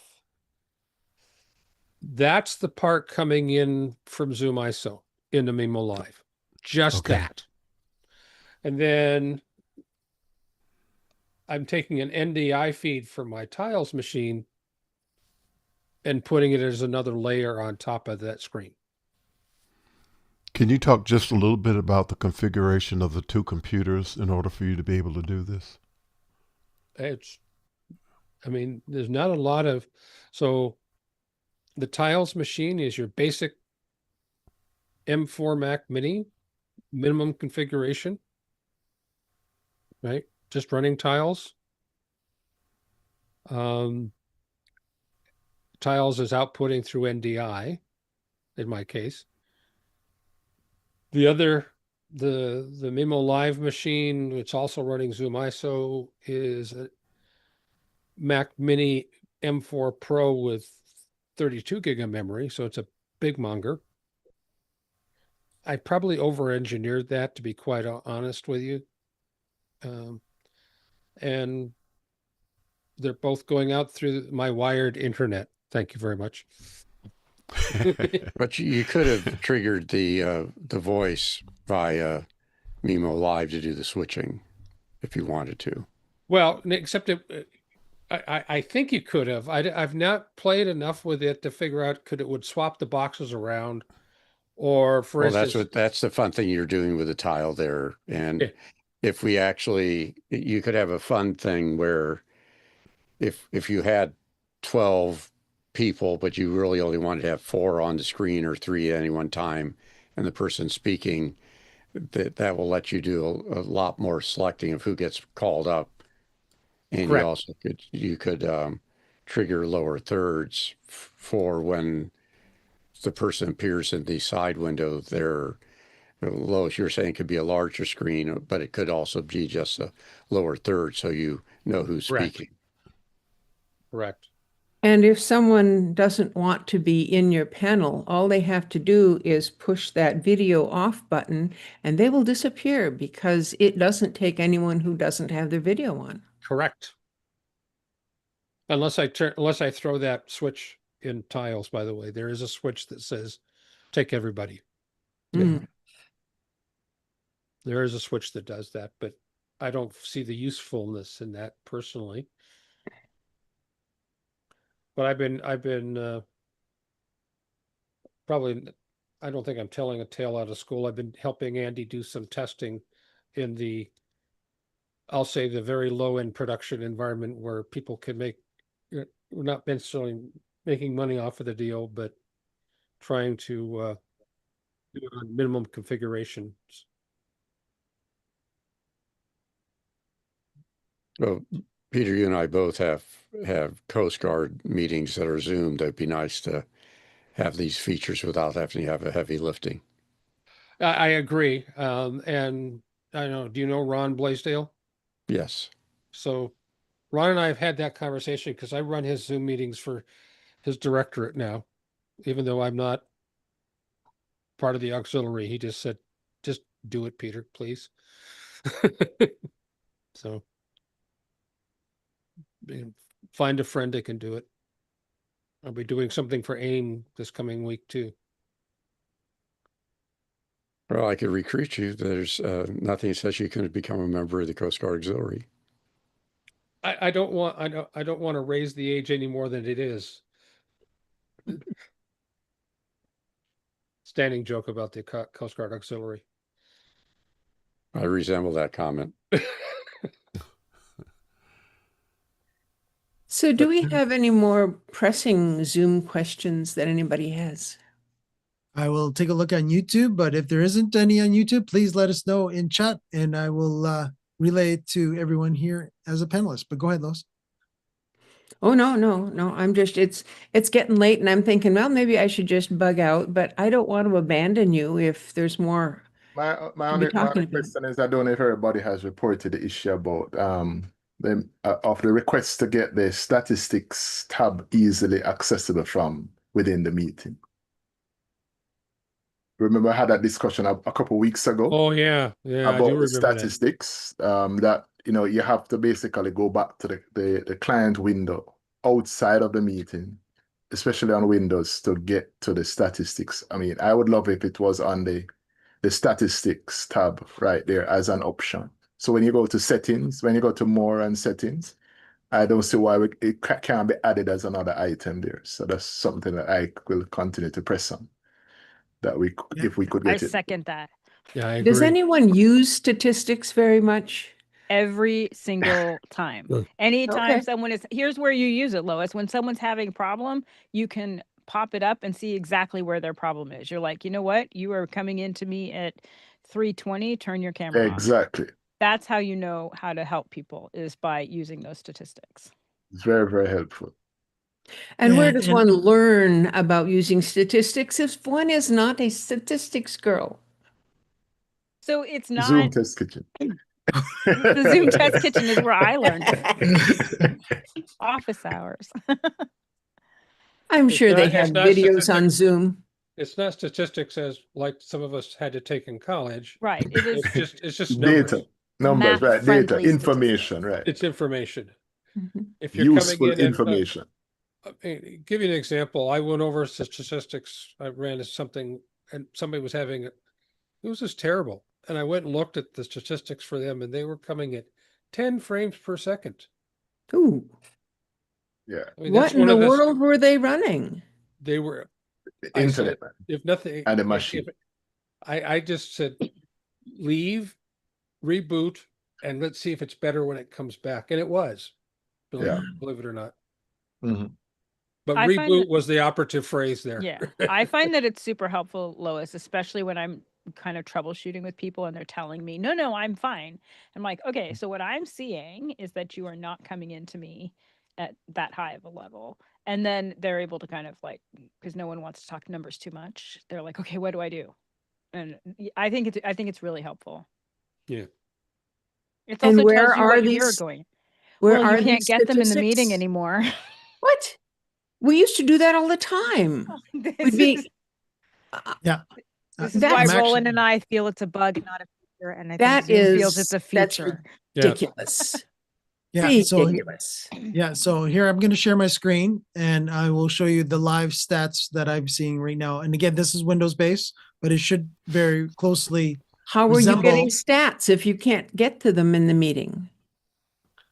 I had to, as Tamara and Roland brought up, I had to actually go into my workplace app. Right. So go into the full app itself outside the meeting and actually go to the new cogwheel at the bottom left and then go into settings there and then go, as you see, going all the way down to the bottom here where I have statistics beside my So, but you are in a meeting, so you can see those things while you're in a meeting. You just have to go to the back end. Right. But But you that's can But do it during a it's meeting. too difficult to explain that to persons. Oh, Right. absolutely. I agree with you. They It was can- a lot easier to just do it from the meeting. You just tell them, Yeah. go there, click, and it's there. Because as soon as they get their statistics, they say, "But I can't see you anymore." I'm like, "I swear I'm still here," because they can't.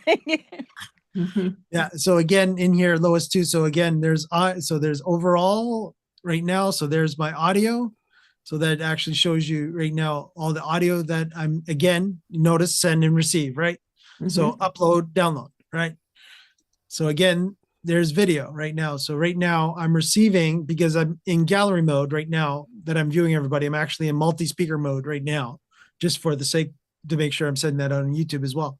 So, but yet you can see that everybody's looking at me and I'm sending at 1080p going up. Isn't that your share though? No, No, That's this is my that's your video. frame? This So is my video. This so- is my share, Okay.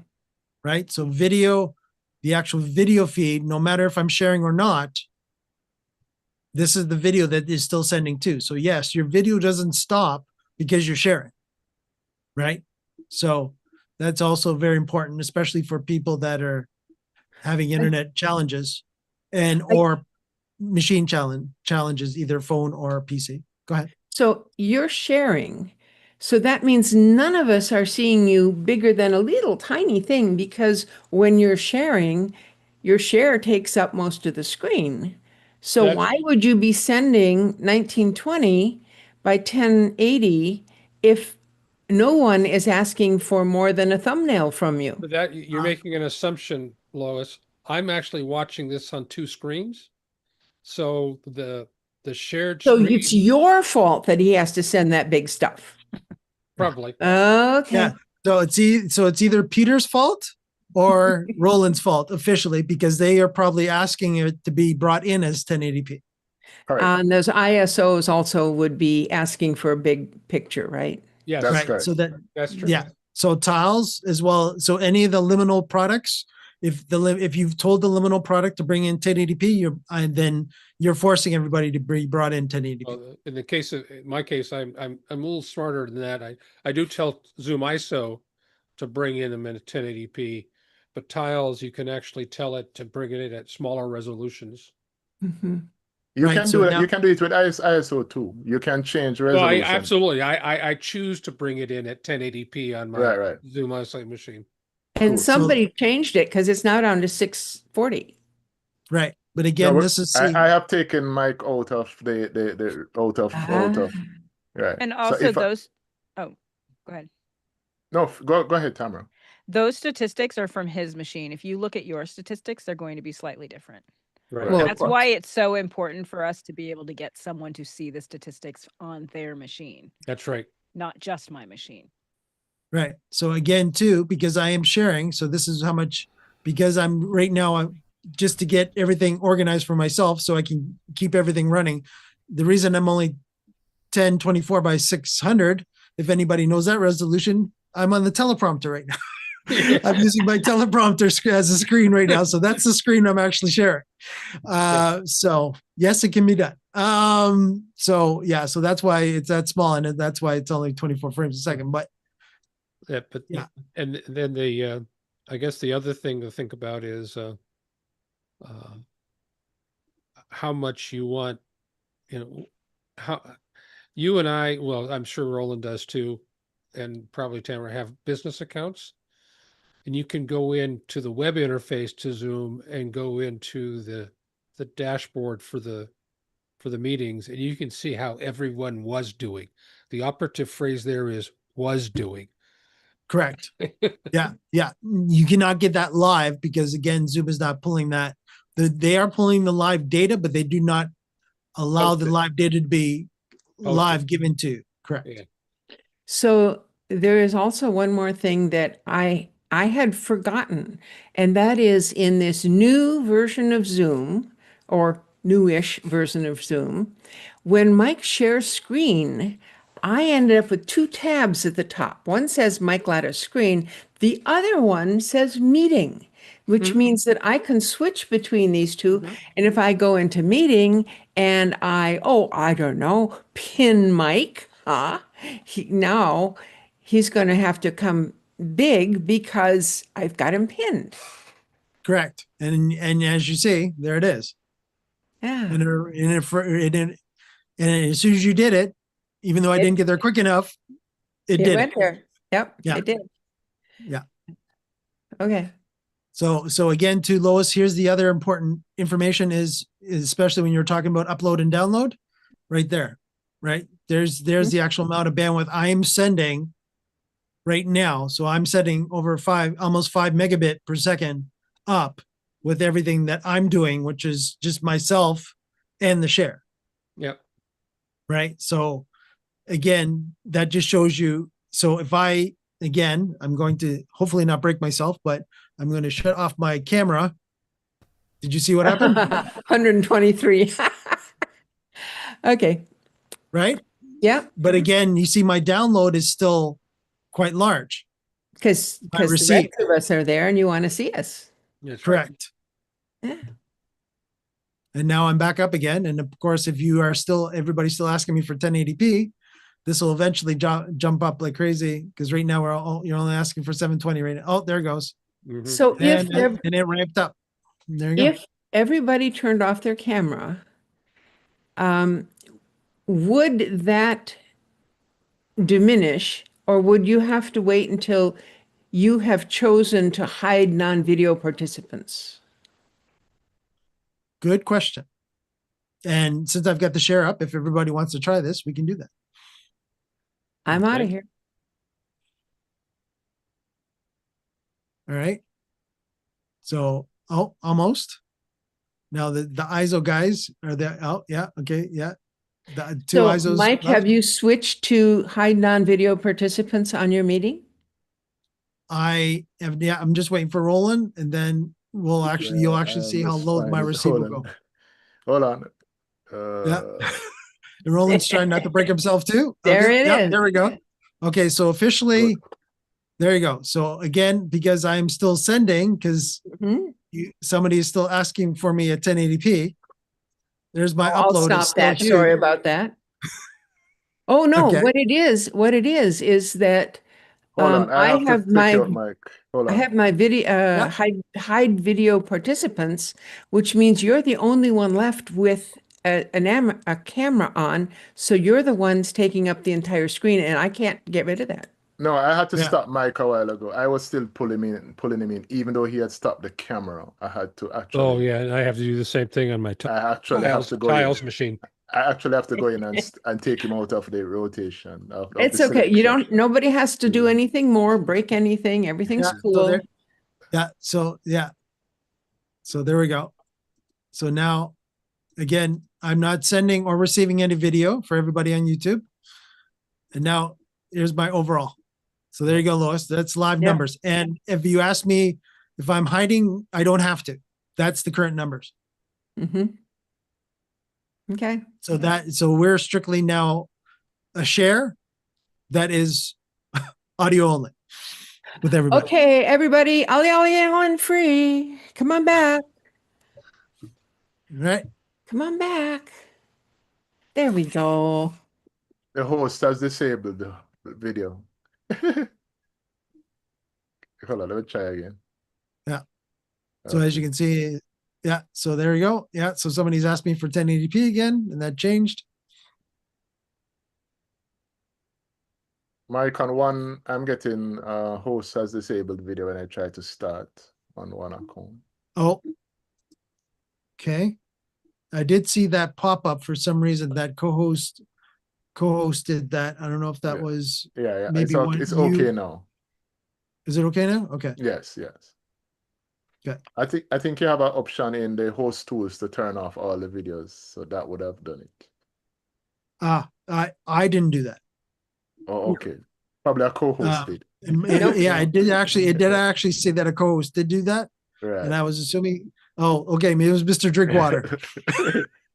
Mr. Drinkwater, be nice. Don't scare us. Hey, John, you can turn your video on too if you want to. Is there a reason, Mike, that Go ahead, Tony. I continue to get 640? 640 by 360 from me. Yeah. Well, if you No, want, try to pin me. I'm sending. locally. I'm sending 640. Well, let me pin you and then let's see if you send more than 640. All right, it should jump up now, Tony. Did it Yes, come it's up? 10. It's 1080 now. Okay, Yes. then I'll remove the pin and you'll go back to where you were. No, I'll Yeah. have to remove him from the ISO also. Yeah. Oh, okay. Yeah. Okay. Yes. Now it's back to 640. Yeah. So again, Tony, the important number is the last number. So when people say to you, "Are you 1080p?" That's the last number, not the first number, right? So right Okay. now So you're that's sending 360. 360. Right. Right. And again, that just 360 and means 720 is what is fluctuating between now. right. And again, it depends on who so somebody's asked for me right now where I'm only 720 as well. And now it ramped So- up to 1080. It's Mike's fault because he's got them on a multi-speaker, right? Which doesn't take the whole screen, but it takes 2/3 or 1/2 or something. No, multi-speaker should not affect. Again, multi-speaker, I have to be careful for YouTube once the share is finished, because if I don't have it in multi-speaker, everybody will just, it'll Oh, that's start right. I to forgot cause you were YouTube- still sharing. Huh. Yeah. Well, no, Right. they have these two tabs at the top. And so I was just looking at the meeting as a meeting. But here's Understood. that little tab that says Mike Lida's screen. I have one more question. So I'm looking Sure. at overall, and when it says memory, it is red for me. It says Which one? Which line, Tony? The Zoom line is fine, but the overall line is in memory. The Zoom line is fine, but overall is red. So And that's what's your the number below it? Yeah, and that's your personal machine. Yeah, and that's your Okay. personal machine. Yeah, these there's- numbers are always going to be personal to your local machine. Yeah. But I have storage available on the hard drive. Yeah, No, right. this is RAM. No. no, This This is- is yeah, this is- memory. What's the third number? You've got the Zoom workplace number, you got the overall number, and below it, there's another number. What is that? The total available RAM. No, what does it say, Oh, Tony? What this- does it say? This is the 8 gig. This is a 8 gig M1. Okay, there that's you right. go. There you go. You got to be very, very careful with the 8 gig model, not to have too many other things open on your Mac, Okay. because Yeah. that's gonna So that's again Zoom telling you that as soon as you have memory issues like that, what that is telling you that there is going to be potential hiccups in your audio and video too. Yeah. No matter if the Zoom is giving you its number of how much it's using, and your overall one is the problem, right? Yes. So Zoom Yeah. is only going to take X, but Zoom could actually get bad and take a lot, right? Yeah. But what Yeah, you've gotta Zoom is make only sure is- Zoom is only 2 gigs. right, which is good. And as you see, that's pretty much what I'm using for myself as well. But again, with the amount of things that I have open, trust me, I've actually on Windows, I've actually got quite a many things open right now because I'm got multiple screens going and such. So right now I've got 9 gig of my 16 gig being used too. But again, I made sure that I'm not going to push it any further than this. And all of a sudden starting on opening, like a Word doc or a PowerPoint presentation that might have a lot of videos in it and stuff like that, then my memory is going to go right through the roof too. Right. Right. Mine is a negative 12.3 gigabytes. Lois is my friend. So if I close things that are open that I'm really not using right now, that should Correct. help that. Mhm. Correct. 100%. Yeah. Because, again, it depends. Again, I don't know enough about Mac, but again, with Windows does have some capabilities and then they're very, very loose, which is that if it notices that you don't use that app app or software for a while, it might, depending on your system, put it to sleep. And that is not even a nice word to say because it doesn't really necessarily put it to sleep. It lets resources come back to your PC. But again, it depends on how smart the software is, right? So some of the, like a Chrome browser will all of a sudden go to sleep. Edge browser will sometimes go to sleep. But again, I don't know enough about Mac to say that will the app actually go to sleep or not. So I use a Mac and I use Chrome, and I have I read lots of library books, so I have my library accounts open and search windows as to who wrote what book and what order do I read it and all that stuff. So I have like probably 8 tabs on that particular window, and one is the book I'm reading now, and then I'll use these couple, but I won't have used those for weeks.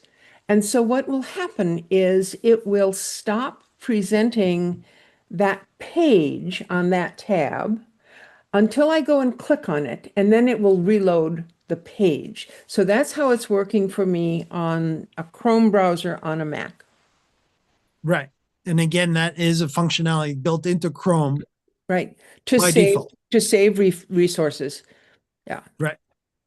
But again, not all software is that thoughtful would be the right terminology. Well, there's not a lot of other software that I'm going to have 100 tabs open either. True. I mean, true. That would I be have a as many different tabs browser. open as I can. What, Tamara? I have as many tabs open as I possibly can in as many browsers as I possibly can and with as many programs open as I possibly can. And then when I know I'm going to have to come back to something, but I don't want to look at it right now, I'll just push that middle button where it minimizes it and puts it down in the dock. And then it's still around. So if I go and I say, oh, give me a new window and take me to the treasurer at the Gmail account or whatever, and it'll go, oh, one of those is already open. You want the open one? Okay, switch to that, and it'll redo it. It's very useful. It's very helpful. Right. So Tony, how are we doing over there? Are you in the blue? Are you showing a Zoom blue now? Instead of red? No, I'm not in the blue, but I have I moved it from using 8 gigabytes to down to 6 gigabytes, but it's still red. But the red It'll doesn't be mean that it's fine. negative. It just means it's warning you that you're using a lot of stuff. But as long as the Zoom's in the blue, you don't have a problem. Right. I've run a 14-hour Zoom meeting on exactly what you have there, Tony. You're good. Yeah. But it is something to be mindful for, right? If there is certain things that you don't need during that Zoom meeting open, don't do it. Well, if you are having problems, then worry about it. But if you don't have problems, why worry? I think there's two Can- ways can to I- look at this. I suppose Mike, and I'm sure Roland's the same way, and so is Tamara. If I'm going to be hosting an event, a show, whatever you want to call it, I reboot everything. Every time. Every time. That's correct. And have it only the things I need running. So that doesn't mean I have 100 tabs open on my web browser. And on Wisdom on Windows, I also stop the auto update, turn it off, anything like that. Yeah. Don't want any updates going on in the background. There's that too, And I've also gotten in the habit of, like, when I need to replace a computer, I just get another Mac Mini. So now I bring multiple computers into a meeting and they all have one job. That's it. Well, that's And I'm attending meetings. I'm not. Yeah. This isn't when I'm doing a production. Yeah. So how'd you do, Tony? Update. So this is my question. It's down to from 8.9 gigabytes. Now it's down to 6.7 gigabytes, which I think is good. The hard drive is a 512 though. Hard And drive has isn't nothing to do with this. Hard drive has absolutely nothing to do with this. Yep. I thought that when the M1s first came out, that part of the bells and whistles was that they celebrated that the hard drive and the RAM work together. No, no, no, no, no, no. It's not Okay. single levels. It's not that level of single level store.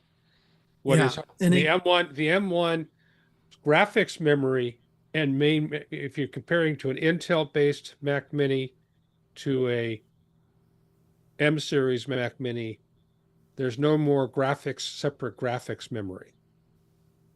There's just a single level memory, and the graphics engines and the CPU itself access the same memory. Has nothing to do with the SSD that is your hard drive. Okay. So the word memory in this instance, if we're looking at the shared screen, what kind of memory is that? What's that mean, Peter?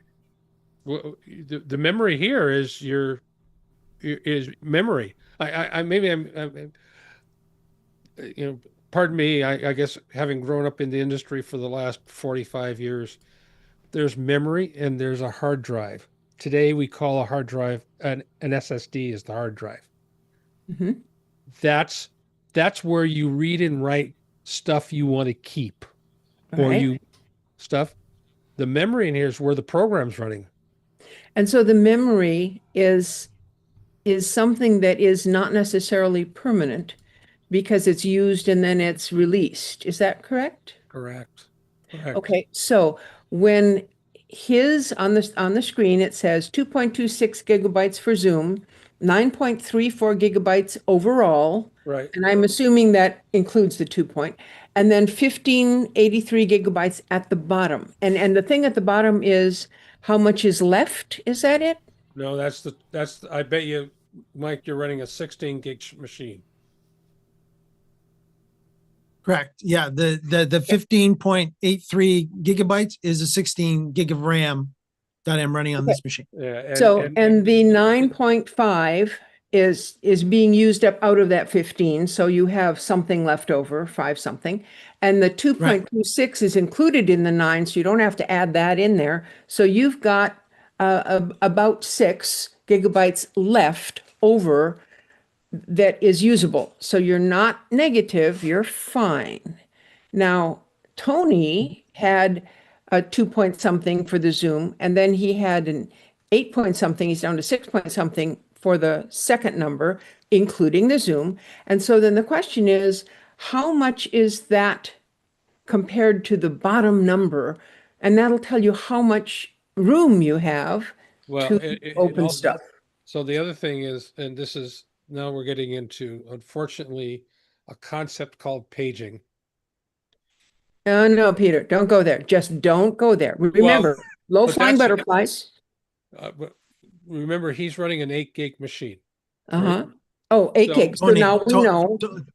Tony is. Yes. Tony is running an 8 gig machine.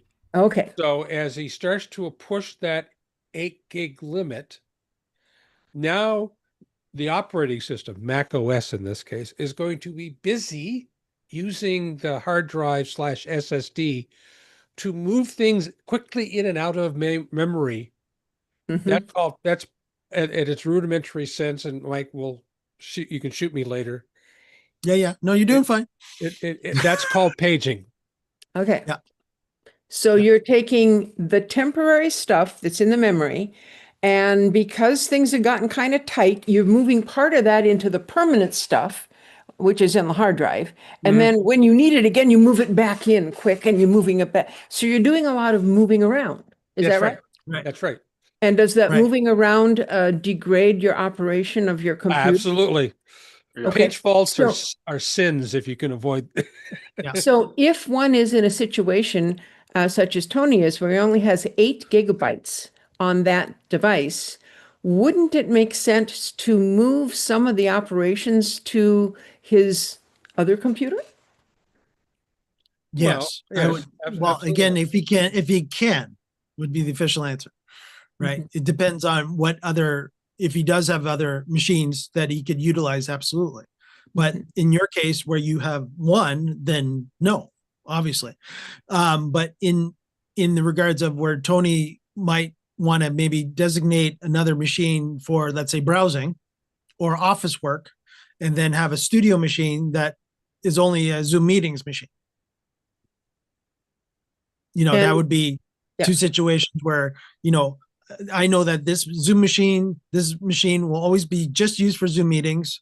And I know that I've got the video and everything plugged into it and it's working fine, but I won't ever do this, that, anything else on that same machine. And I'll move that to my other machine and use that instead. So yes, in that regards, yes. So Tony, again, I'm running a browser plus Zoom, and that's pretty much it. So you see me, I'm using 9 gig.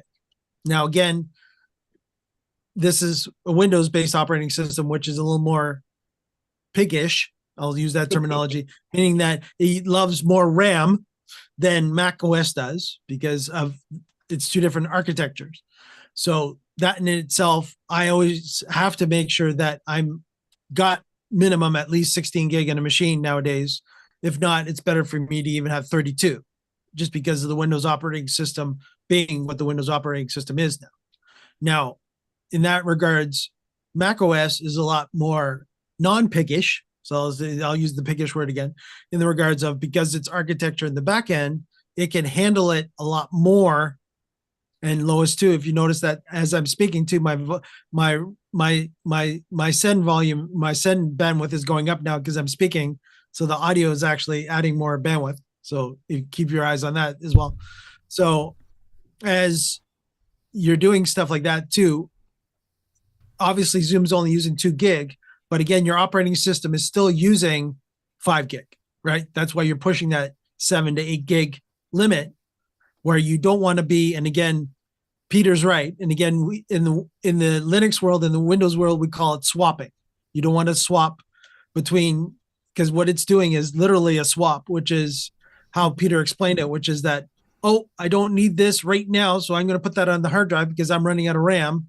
Right. And I'm going to put it back in now because I need it because you asked for it. Now I'm putting, and this all happens within milliseconds, but this constantly going on will not only be harmful to the hard drive and the actual machine overall, because you're overloading it with too many things open, and things becomes relative at that point.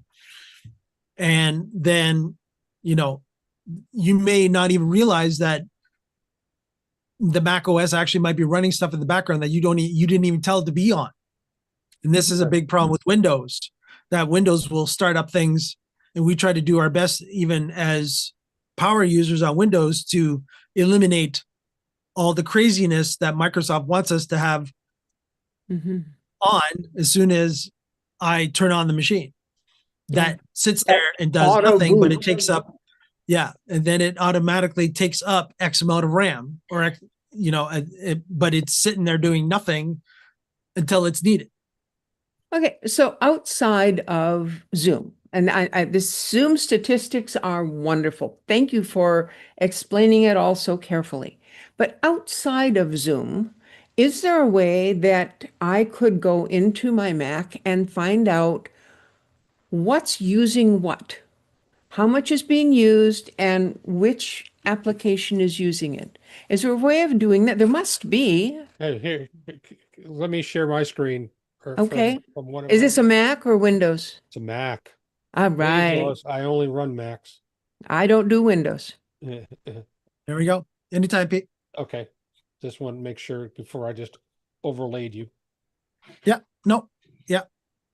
Lois gave me a good segue there. So absolutely. So So I run a program called iStatistica Pro. Oops. Allow. Fix that. you're showing your full desktop. Yeah, it was the easiest thing to do. Let me make it.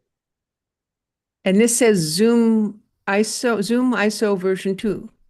No, iStatistics Pro. There we go. iStatistics Pro, and I just made it full screen so it could be. So This is basically a health dashboard for my Mac. Mm-hmm. So what we were just talking about here, there's my Mhm. memory usage. And the key thing here to remember is I got 24 gig of RAM on this machine, and that's how much I'm using.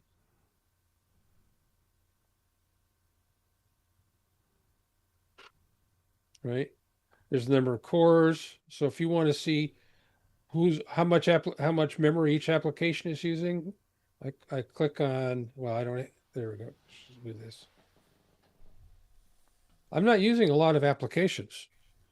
I mean, Is that all your applications, or is it just you're going to scroll down to see more? No, that's it, because I'm not running anything else on this machine except for Zoom ISO version 2, Mimo Live Finder, which is Operating it built, system. that's operating system. Notes I leave up because it's got some things in it I need. And of course, Spotlight. So, and Finder and Spotlight, you really can't get rid of. I could close down Notes. But you don't need to because it's only 92 megabytes. Exactly. Yeah. Okay. So this is a third-party program. Mm-hmm. Is there something in the Mac operating system that shows you something, even if it's not quite as pretty? The activity monitor. Yeah, activity monitor. Activity monitor. Ooh, that Let me- sounds interesting. Let me get that up for you. And just as they're looking up that, I will also mention too that on the Windows side, of course, this would be Task Manager Right. would get you this type of information. Okay. Activity monitor. Right. Oh, there you go. See, I knew you had more stuff up there. But that's everything else that's sitting there on the left is all the other things that the operating system insists on putting out there. Right. It's how your Mac is telling itself to be a computer. Right. Yeah. Yeah, you can Whereas- sort it by percentage CPU or CPU, well, more percentage CPU. Yeah. Yeah, that's what he's got up there. No, he has to sort it, right? No, it isn't sorted. I think it's sorted No, by it is sorted It is sorted. by percent CPU. No, it's Yep. sorted by threads right now. No, look at the percent CPU Oh, line. oh, yeah, right. Hold on. I think you have something over it. Let me just see something. Ah, Or I can see it fine. Yeah. Okay, no problem. And then if you go over here to the memory tab, Mm-hmm. Oh, I have something over it, right. And this will be important for you, Tony. is it going to let me do it? That's interesting. You're over top of it. Click on it again.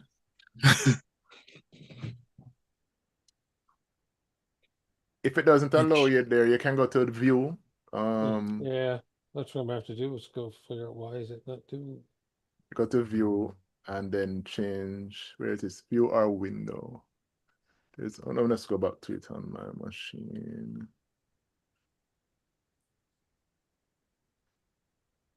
It's view. No, it's on the window. Check window and then you can play around from there. See if that helps. Activity monitor. Huh. Doesn't have memory there. Yeah. Now, Lois, let me ask a question while the guys are trying to find this. Yes. Do you Well, click on the memory troubleshoot again. Windows? Do you also troubleshoot Windows client I don't do viewers that Windows. join? I don't do Windows at all. Right. But do you, when you are troubleshooting with them, do you troubleshoot Windows machines as well?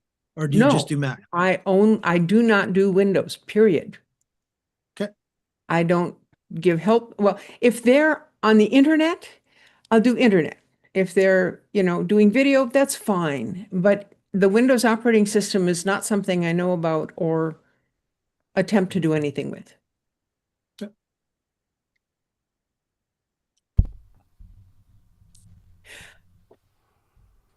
Well, Peter, I think it's okay that we know that it's there and we can go look at it ourselves. Yeah. So Tony, any updates? Are you able to follow what they're doing? I'm not in Activity Monitor, but I am looking at the apps that I actually have open right now. So I have Parsec open. I have audio hijack and loopback open. Mm-hmm. I have my light software open. And It all accumulates. Yep, I have my lights They, on, and they Unity. all need their little pieces. My Unity client, and that's it. Nope. Focus right control. That's it. But it's all using little pieces of memory. Yeah. Yeah, that machine's actually doing, I won't say quite a bit, but I'll say a fair amount. Yes. Well, this is my first, not my first Mac, but it's my first. Well, it is my first M1. It's the first one that I got. When I even joined Office Hours Community, because I had a Intel Mac prior to that. Yeah. So, one thing I will tell you is the conversation we're having would have equally applied to an Intel Mac as it would have this Mac or an M Mac. Memory Again, and paging and swapping are all, that's just inherent in the operating system. This particular computer is my primary computer for interacting on Zoom and for my house of worship. But I'd use, I have a separate computer for conversation with Tony Mobley on M4 Mac Mini, and a basic M1. Those two are the machines for conversations with Tony Mobley. And then I have a laptop that's also an M1, but it's 16 gigs. And matter of fact, this machine is 8 gigs, and the secondary machine for conversations is 8 gigs. But everything else, the other two computers are 16 gigs. 16 gigs and 512 hard drives. Yeah. So. There we go.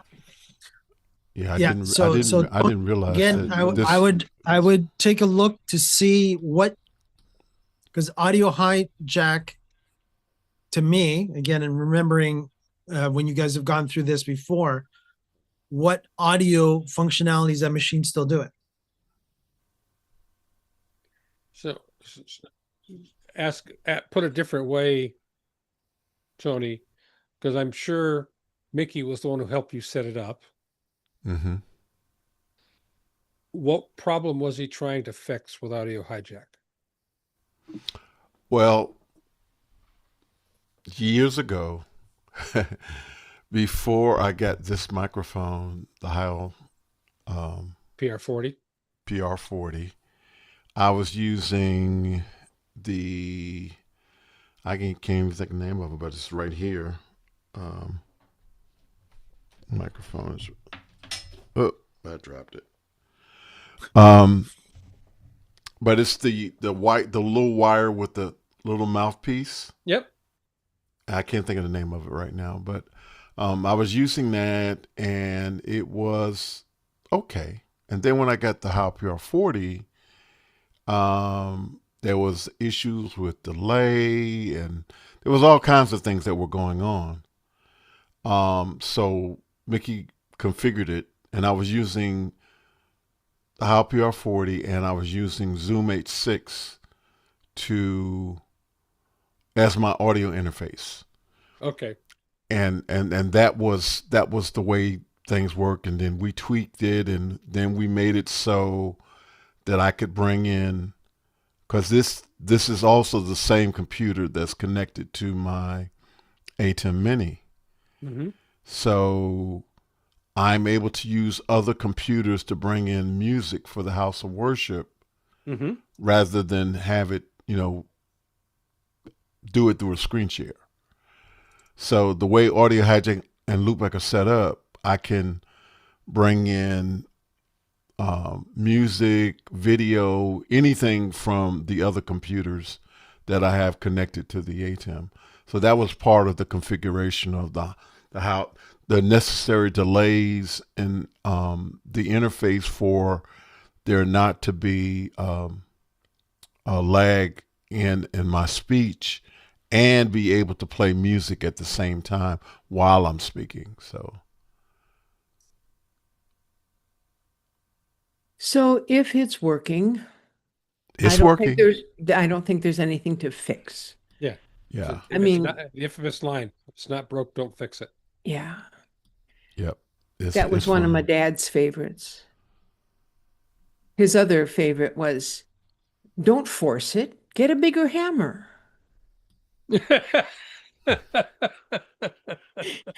He was a carpenter. Yep. Yep. So true. Bigger hammer. Bigger hammer. That was his Right. nickname, by the way, was Hammer. Cool. Yeah. Yeah. Great nickname. So yeah, it makes perfect sense why he wanted a bigger hammer. Tony Mobley. So the question becomes, is that PC still doing that job? Yes, absolutely. It's doing what I needed Okay. to do. Right. But as far as having all the software that it's currently running on it right now, it still needs to be set up though. Yeah. I think that's very good. But the other thing, Mike, I think we might have done, Tony. I'm sorry. I'm sorry. What do you mean setup? I don't quite understand. The way it's set up right now, Tony, it's doing what needs to be done, and it's been working fine, has it not? Yes, Right. absolutely. Therefore, Mike, when we showed him those three numbers, we probably scared him. Yeah. Scared everybody. One of the problems is that red line. It was like, oh my gosh, it's red. There's something wrong. Exactly. If it was a green line or yellow line, it would have been okay. Well, Until all the you figure other out what the all the other bottom, ones the were third number blue. was. Yeah, until you figure out what that bottom number, there's a blue line and a red line, and then there's a bottom number. Until you figure out what that is, it's scary. Mm-hmm. Understood. But again, Zoom is reporting correctly. Everything is working correctly. Should that be more of a yellow than a red at this particular point? I think it's fair to say that we all agree that that should be a yellow, where Tony is right now. Yeah. Because it's like, Tony, you should have got a 16 gig instead of 8. Well, that's what that's saying. You're pushing your luck. I didn't have the option of it at that time, and you don't need 16 at the time of launch. You just need an 8 because the hard drive and the RAM are working together. Yeah. Yeah. And you see Peter and I doing this. No. Yeah. The graphics memory and and main memory are now one and the same. That was the only thing that really changed. Mm-hmm. It's right. The technical term is a unified memory architecture. I got it. And then again, and then the amount of resources that it's reduced since they brought in the M chips is massive. But you still have to be nice to the machine. Yeah. So that's Zoom started going, I'm unhappy. Well, I'm not upset. I'm unhappy. The only people who are going to see that are people who know what they're doing, who have dug in and found the little details, and they'll know what it is. But we're seeing it just because it's a Zoom test kitchen, and we expose everything to the light. So Tony, you'll remember when Andy came on to office hours and showed us Zoom ISO for the first time, right? Mm-hmm. And one of the big things, it only ran on an M series Mac, right? It's the only thing it runs on. And the key behind it, because I remember I said, I bet you I know what you're doing, Andy, and he smiled at me. So in the old days, if you were writing to a graphics processor and then to a network, going from a graphics engine to a networking engine, right? Network adapter, you were actually copying from one dedicated piece of memory that was sitting on the graphics card to main memory, which the network adapter could access, and vice versa. You're just copying things back and forth. That takes time, right? It's just now time is relative in terms of what we're talking about here, but it takes time. On the M series, all he does is tells the GPU, look here, tells the network adapter, look here. He's changing where he's pointing to because it's all in the same place. It's all in the same place. And that gave him a tremendous performance boost. It's the secret sauce It's that the secret- the mighty Andy has uncovered Well, through the depths of the mighty M1 and M series. The ARM-based Windows machines are the exact same thing. Yeah. So someone was able to see that change in the Mac system and realize what it meant and then exploit it. And that's what makes Andy Andy. That's right. That's true. Very, very true. And actually, Robert did say that he had to leave us and see you next time, Robert. But Robert did have a production studio question that I want to make sure we answer, which is in Zoom PS, so Zoom Production Studio, is there a way to stream in vertical format? The answer is it's not any different than what currently Zoom offers in Zoom Meeting. That's the unofficial, they don't want to say it, version of it. They want to send 16:9. They don't want to send a 9:16. Right. So right now, for Zoom, because again, Zoom is built to be 16:9. Right. To be fair, it will handle 4:3, but unfortunately, 9:16 is the preferred. It'll handle it too, but you've got your bars beside it. But will it send it 9:16 only to YouTube? No, it'll still send it 16:9, but all your content would have to be 9:16, which means you'd still have a lot of emptiness. You'd have those two black pillars. The infamous black bars, yes, on either side. But again, now and again, I want to be fair to Robert making the comment of production studio. Production studio's layout is based on 1080p. 1920 by 1080p. Not, let me do this right now. 1080p by 1920. Right. Yes. Again, I had to do the number conversion because we're going vertical now. We're going vertical now, not horizontal, right? And then 1920 by 1080 is regular 1080p. But what Robert is asking for, which again, Production Studio only does broadcast out 1080p, it would be 1080p by 1920 that you would need, which would make it vertical. And right now, my understanding is no, and it's just based on how the Zoom Cloud itself sends it to YouTube. Now, will YouTube understand a live feed of 1080p by 1920? I don't officially know that answer because I've never done it myself. I would open that up to the panelists to see if you do have any experience of sending 1080p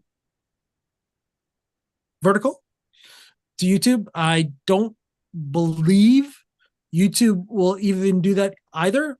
It will probably put black bars up, is my thought. What do you think, Pete? Well, I know I haven't done that one. I've tried to do square 1080, and I still get the black bars on either side to fill in to 1920. Right.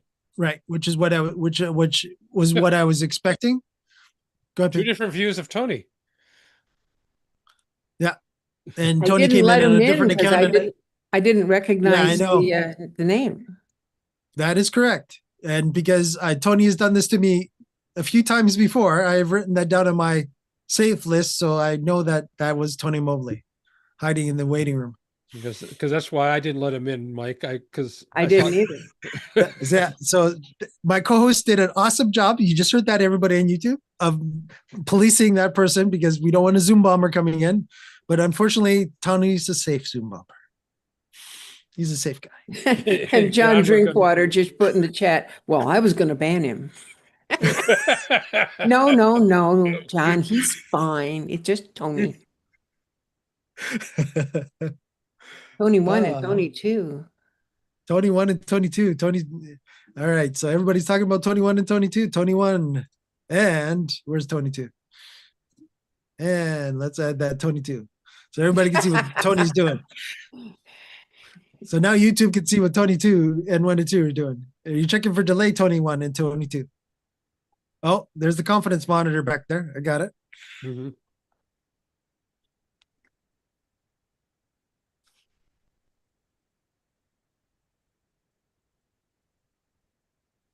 And there's So- his wife. And there's his wife sticking her head in and asking him a question. You could tell that look. Yeah. So John wants to know how is Tony 2 years younger? That's what we want to know. That's important news. It's gonna be breaking news, Tony. Explain. Mr. Drinkwater wants to know from UK. I'm sorry. What does he want to know? He wants to know. He says, "How does Tony look 2 years younger now that he's joined twice?" Oh boy. I really I want to be transparent. I actually came in on the other machine because I wanted to do the statistics on this machine because it's 16 gigs. So Okay. I wasn't going to interrupt you guys with Yeah. what I was doing. I just wanted to see what the overall statistics were saying about this machine. If So you that's- didn't that's- want us to see you, you should have kept your camera off because you're outed now. Well, the only reason that I was able to come in was because I had the camera on, because I was showing the church's information, and I didn't rename myself until And I was but Mike actually- let you in. He recognized your church. Yeah. oh I did. Yeah. okay, yep. Yeah. Tony, So you've done that to I'm me just before. gonna- So I've written that down going, yeah, that looks like Tony. Yeah, that's Tony. Okay. So here's I'm a just double gonna- spotlight for us to see here. Do the people on YouTube get to see a double spotlight also? They do. Okay. Yes. Yes. And that Yes. was on purpose. Yes. So they do. So that, yeah. So again, when Pete was showing before, Lois as well, as when Pete was showing before his Zoom ISO machine as well, or I guess your Mimo Live, Pete, was that Mimo Mimo Live? Live, Zoom ISO, and my tiles machine. Yeah. Yeah. So I had Pete, and so people could actually see the difference between what he was making and showing, as well as Pete beside him as well. And I will do that very often too when David is doing certain things, or if I see that there's going to be a discussion between two people, I'll quickly do a add spotlight twice so that it gives a little bit of, context of these two people are only going to be the two people talking. So I have a question about this. I had him side by side. And Tony, we're talking about you. I have Tony side by side. I narrowed my window on my computer screen. So then he went vertical. So there was Tony above and Tony below. Now, do you get to do that, Mike, on your computer and send it out to YouTube up and down, or is it always going to be side to side on YouTube? Good question. So again, I have to be careful because I'm host, because again, YouTube is still finicky on what the host sends out, right? So if I'm in gallery mode, it will be only gallery, right? So I have to either stay in speaker or multi-speaker. Or Spotlight? Well, That's and right. again, when it Spotlight forces you to speaker mode. Got it. Right. So yes. So in that regards, yes. So what I do is So when I did the double spotlight, I'll still leave up the double spotlight, and then of course everybody goes small on the top. But yeah, speaker mode. Yeah. So But what I'll do is, if you shrink your window, host, does that make the YouTube window become narrower with the black bars on the side because you've shrunk your window? I suspect not. No. Yeah. no, So- so it'll be the side by side with the black bars on top and bottom is what YouTube will see, no matter what I resize it, because it's more based on the orientation, not based on the size. So if you Because made it still your wants a window, constant orientation. if you made your window narrower, your window would pop him above and below, but YouTube would not, correct? Correct. Yeah, If remem- because that's something that I'm forcing the workplace app to do. Right. And it's more listening if I'm in speaker mode or multi-speaker mode more than it's listening how I've made it look on my end. Right. I think it goes back to what you were describing earlier, Mike. I mean, Zoom assumes a 16:9 frame. Right. So it's always going to think it's a rectangle that's 1920 wide and 1080 high, period. And that's Yeah, what it's sending. yeah. That's what it's sending to Zoom. Yeah. Or Go ahead, Ron. YouTube. No, YouTube. no, that's right. That's what Peter's saying is right. The aspect ratio is 16:9. Everything is 16:9. Yeah. On It Zoom. forces that on Zoom. Yeah. Yeah. On Zoom, and on top of that too, YouTube prefers that, and the way that Zoom is set up their system to broadcast from Zoom servers to YouTube servers is also 16:9. So if you notice in the video, when you're selecting your video, there's a little option there that talks about original aspect of it. Let me just see if I can find it by the exact wording. It said The aspect original ratio. It says original ratio. So Yeah. Zoom is always going to try and force the 16:9. If you select original ratio, depending on what you're sending, it will then put the windowed look beside it to the two black, the left and right, depending on what's happening there. And Yeah, if and I'm that's based on your recording it, camera. yeah. On the And if camera, I'm right. recording it, it is, even if I made my window on my computer skinny and tall, it's not going to change the recording. The recording No. is still going to be broad and short. Correct. Correct. And on top of that too, Lois, that will not affect cloud recording as well as YouTube. So basically, from my understanding, and I don't know if this is 100% correct, but basically the equivalent feed that is being cloud recorded is what they're actually just sending a copy of that out live to YouTube. But I don't have 100% to say that that is what they are doing, but that's what it feels like they're doing. So if I ever wanted to have a meeting and if everyone agreed to be recorded, I could make my window skinny and tall, and then I could record that. On Mac, it's Command Shift 5 to start a recording, and I could record that, and then I could put it up as a short, because that's Are vertical. you correct? It is a YouTube short, but again, you'd have to make sure that you stay within the proper resolution of what YouTube expects the video short to look like. If Right. not, it You might mean- actually blow it out and add the bars. Yeah. The black bars on both sides. Because it might think that it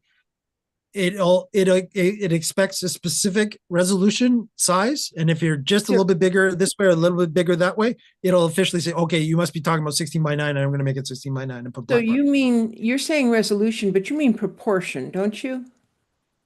Relative Well, size to height? I'm talking, well, again, when we talk resolution, we're talking pixels, right? It's X pixels by Y pixels.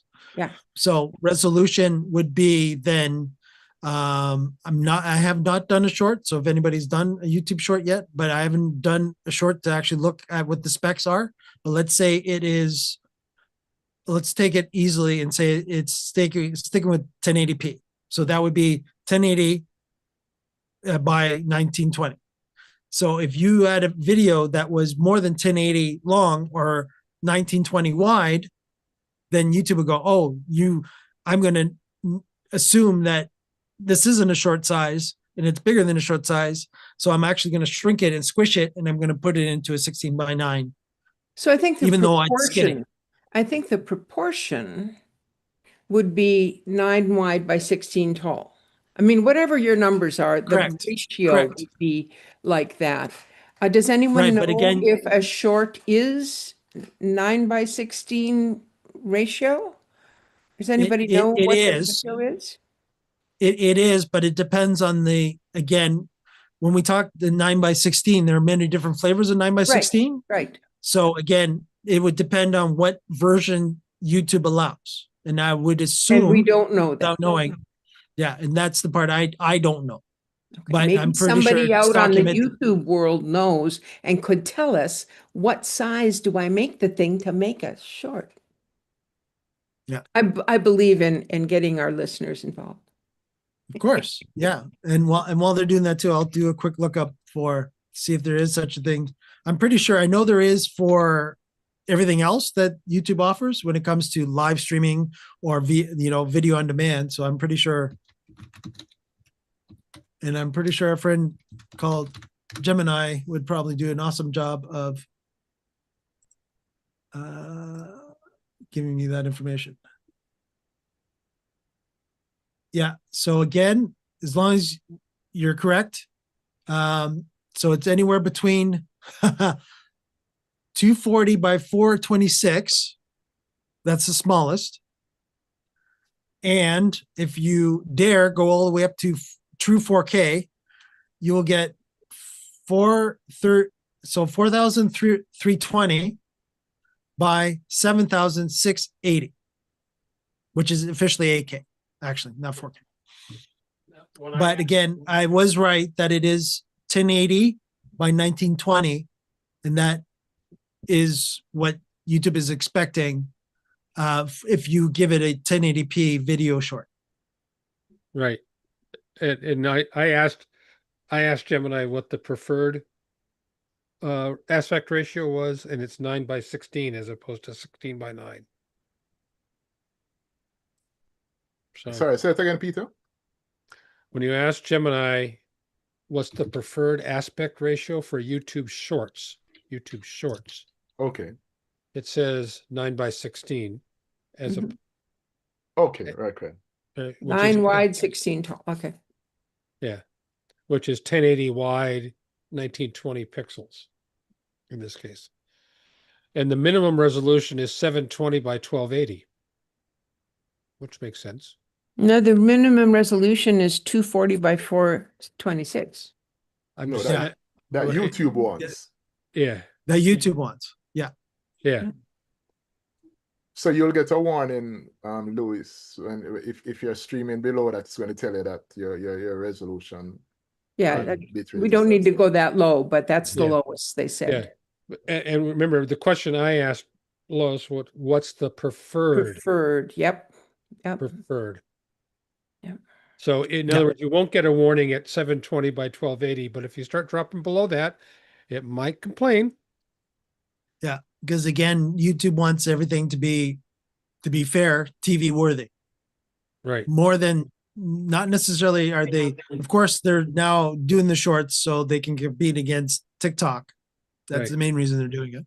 So they can have the same short videos in that regards. And of course, But- TV worthy is only talking about the production quality, not necessarily the content. Right. And that's right. That's right. Yes. Yeah. So they're, yeah. Yeah. Let's not go. Oh, Pete, that's such a, there's a big can of worms in there, son. I'm just telling you. Yeah. So There's did a I, lot of content, but there's not necessarily a lot of good content. Go ahead, Lois. so I understand, Peter, that you're saying that the YouTube shorts are the same ratio as the TikTok shorts? You were saying that YouTube shorts were trying to compete with TikTok? That was what Mike was saying. Mike. Yeah, I was saying that that's the reasoning that YouTube now has made Shorts. the shorts category is that they want you to start swiping. Same And- with Instagram. Yeah. So then again, the question comes up, is that the same ratio as TikTok? In theory, it should be, but I don't know. Okay. Because keep in mind what they're trying to do, Lois, is kids in particular, they look at their phone this way Mhm. Yeah, of course. as opposed to course. this way. No, not that way. Always vertical. Yeah. But I'm wondering when Zoom is going to come out with a short creation vertical format. It By the already way- has. It Yeah. has, John. What? Well, tell me about it. Well, if you watch my video on YouTube, you can watch all about it. Short creation, vertical format. It By the already way- has. Okay. Sorry, I've got a toothache and a horrible face, so I won't show it. But basically, what I did was, as you said correctly, the whole idea of a short is it's supposed to be vertical, not horizontal. Mhm. So the first thing I did was I've got a second screen on this computer. So the first thing I did was I changed that second screen from being a portrait layout to a landscape layout. So I turned it around in the display settings. So that gave me a template of a vertical screen. You turned it, actually, you reversed that. You turned it from landscape to portrait. Yes, sorry. Yeah, I've turned it. Okay, I've turned it that from made more being sense. Yeah. I've turned it from being a horizontal screen to a vertical screen. Right. As far as a mobile phone is concerned. So yes, it's now portrait. And then what I did is I used YouTube clips, and I went into Zoom clips, and I went to Zoom, and I said to Zoom clips, I want to record this shared screen. And of course, the shared screen I'm recording is now a vertical shared screen, not a horizontal. And when you do that Zoom clips, you can also put your camera image of yourself over that screen area somewhere. You can change the size of it. You can change the position of it. So you can put it wherever you want. It can be the top corner, the bottom corner, whatever you want to do. You can zoom it so you can make it bigger or smaller, depending on what you're going to be sharing on your screen. And then I just recorded it. And I recorded it less than 3 minutes. So when I loaded that to YouTube, YouTube then recognized it as vertical format, and under 3 minutes, automatically put it into my YouTube channel as a YouTube short. So when you said you recorded it, do you record it in Zoom or did you record it somewhere else? No, I recorded it in Zoom, but I recorded it in Zoom clips, not in Zoom meeting. All right. I guess I'm going to have to. No, I'm not. I don't have to learn clips. You don't, because it's the same interface. I can just do it by, because I'm on a Mac. I just do it by picking that ratio of that square and record it on my Mac. Yeah. To be seen as a YouTube short, all you need to be is vertical. Yep. And under 3 minutes. 9:6 ratio. Okay. 9:16. Yep. And 9:16. I'm sorry. And TikTok is the same ratio. To answer your other question. Thank you. And John, could you put the link in the chat for going and seeing your stuff? I did.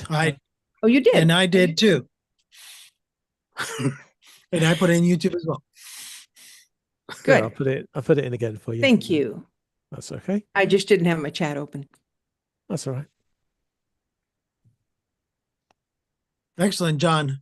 Good job. So getting back to the production studio, was I correct about that, by the way? That they're not sending 9:16 to YouTube, right? Yeah, they're sending landscape modes. They're sending side by side. They're not setting vertical mode.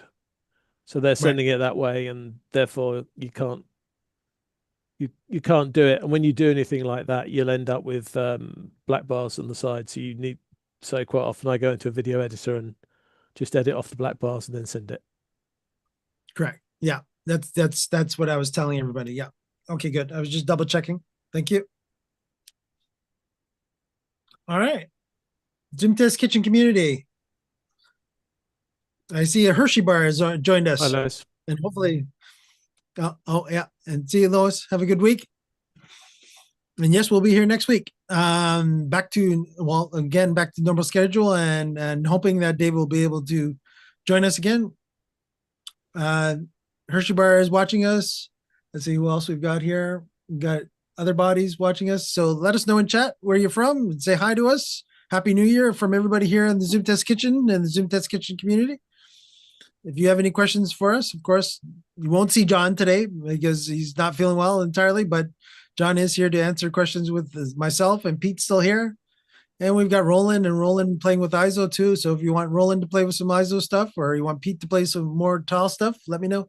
Oh, there we go. And Hershey's got a question for us. All right. Can you explain Stream Decks and Zoom? Okay, so there's going to be two answers to that one. Already, I see that coming. I have a new show, and can you explain what could be the benefits of having a Stream Deck? Pete, I'll start with you because I know you're again like me, BitFocus companion and the Stream Deck. But and you muted yourself. I don't know. Okay. When I moved. So There a you go. couple of things to think about here is I use it for automating repetitive actions. Right. That's the key thing. And to be honest with you, if I'm in the normal Zoom client, which I'm not right now, I'm actually I use the Zoom ISO client almost 100% for my normal Zoom client needs these days. I can completely automate it. I could push a button and say, join the Zoom test kitchen. And you've seen David's example of his Stream Deck interface. He has a button to join various meetings, right? And then I could have a button to say, enable the share, or I could do various things where I'm calling when I'm hosting a meeting, like I do with Scouts a lot, I can ask Zoom ISO, give me a list of all the participants and populate the buttons with all their names. And when they raise their hand, that will, just like it does on the attendee list or the participant list in the meeting, it floats to the top button I have defined as my list of potential participants. And I could say, push the button and that will lower the hand, open his mic, turn his camera on ask him to turn his camera on if he so desires, do things like that. But I use my companion for not just Zoom, but for everything. Because I have buttons that control my Memo Live functions, just like I know people do that with vMix and with OBS. It's so I can bring in various scenes. But it's all automation. I've not, in many years, I hate to say this, I've never tried the native Stream Deck code. Not since I probably had the Stream Deck for about a week and discovered Companion. The native Stream Deck code is different. Right. Yeah. And on top of that, too, there was a couple of updates that I heard within the last week or two that Stream Deck software has done as well. Now, is it a bad thing to have the Stream Deck software from Elgato installed? No, because they will at times do firmware updates to the Stream Decks. Mm-hmm. So that means now they're flashing to the actual brain inside the Stream Deck itself to go really, really low level with this, to the brain in the Stream Deck to make sure that if there's any new functionality or if there was any problems, they get fixed. So it's never a bad thing to have the Stream Deck software running. In my case, I have the Stream Deck software updated, but I don't have it run.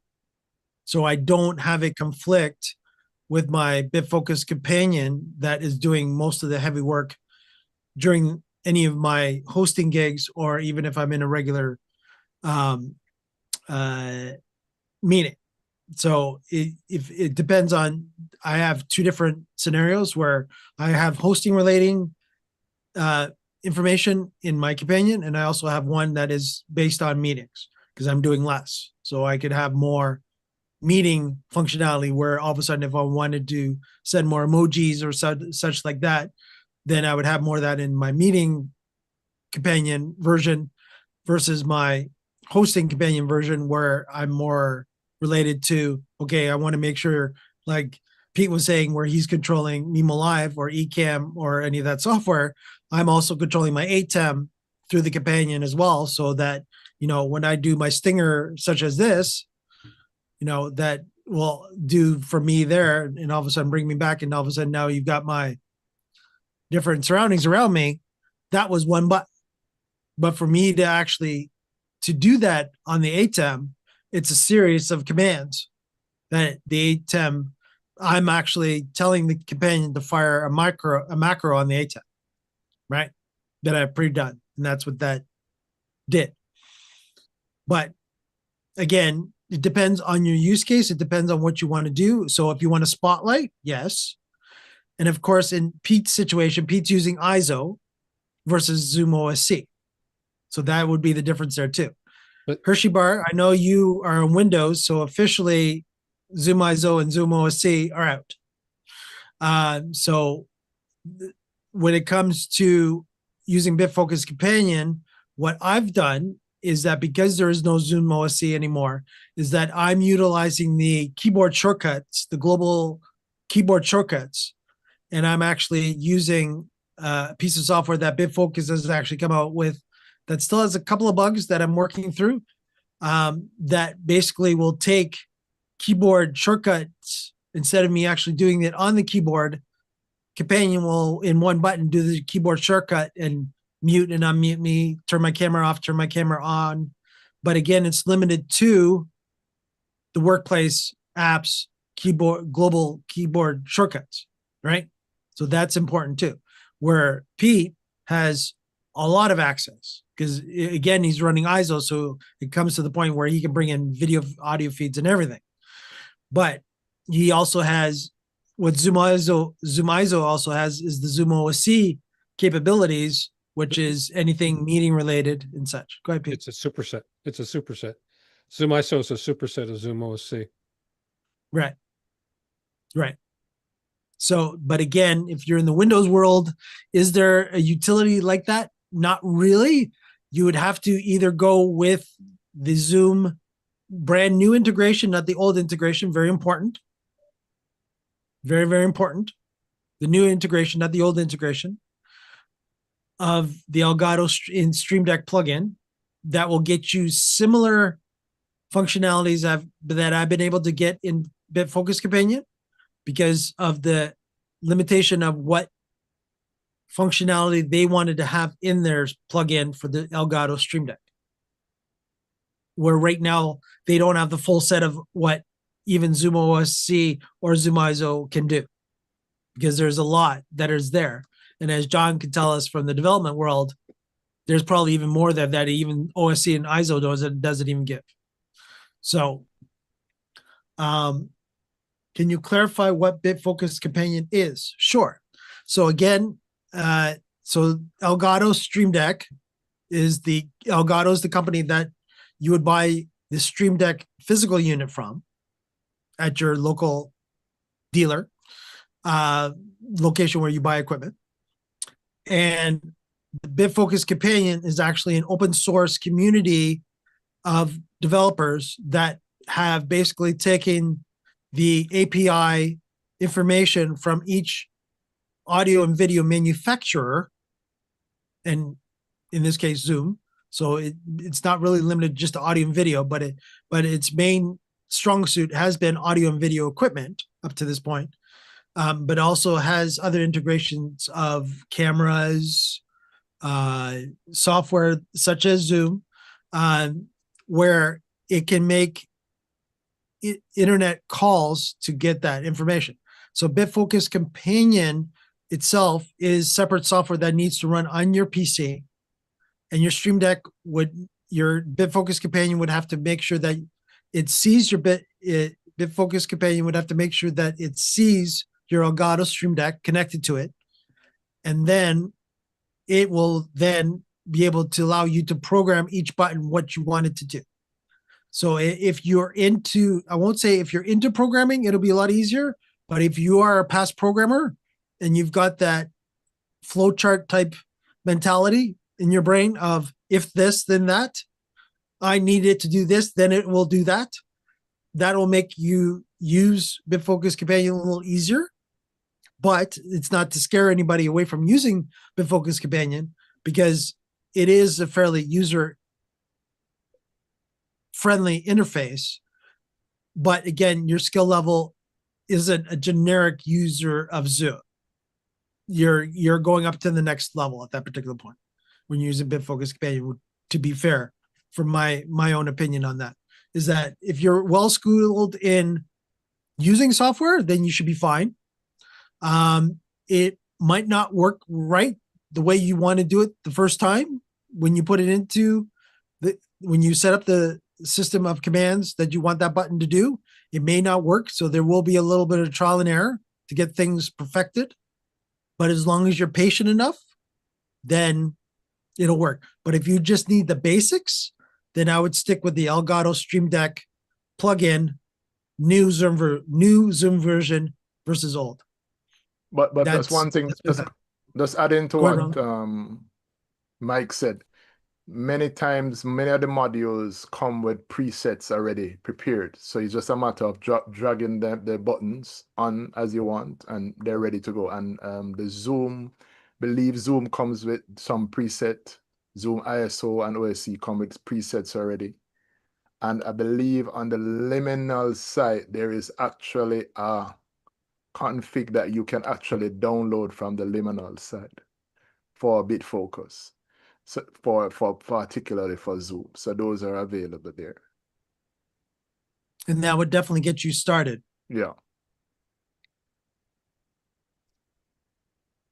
Okay. And Hershey was, if you wanted to have some sort of banner in my shot that may say blind and beyond show, would it be easy to do this? Would it be easy to do this in Zoom? Would it be easy to do this? If you wanted to have some sort of banner in my shot. He's talking about anything if it's a lower third and you know, that's a banner in his shot. Yeah, see, when and here's an example of what John and I do on our Tuesday show is that we do have a background in production studio that we have in certain templates. And what we can do is have it can go in, and it's depending on our template, would be similar to this type of shot that I'm talking about, or it could be a 3-box or 4-box, 9-box, whatever. And in theory, your background could be your banner.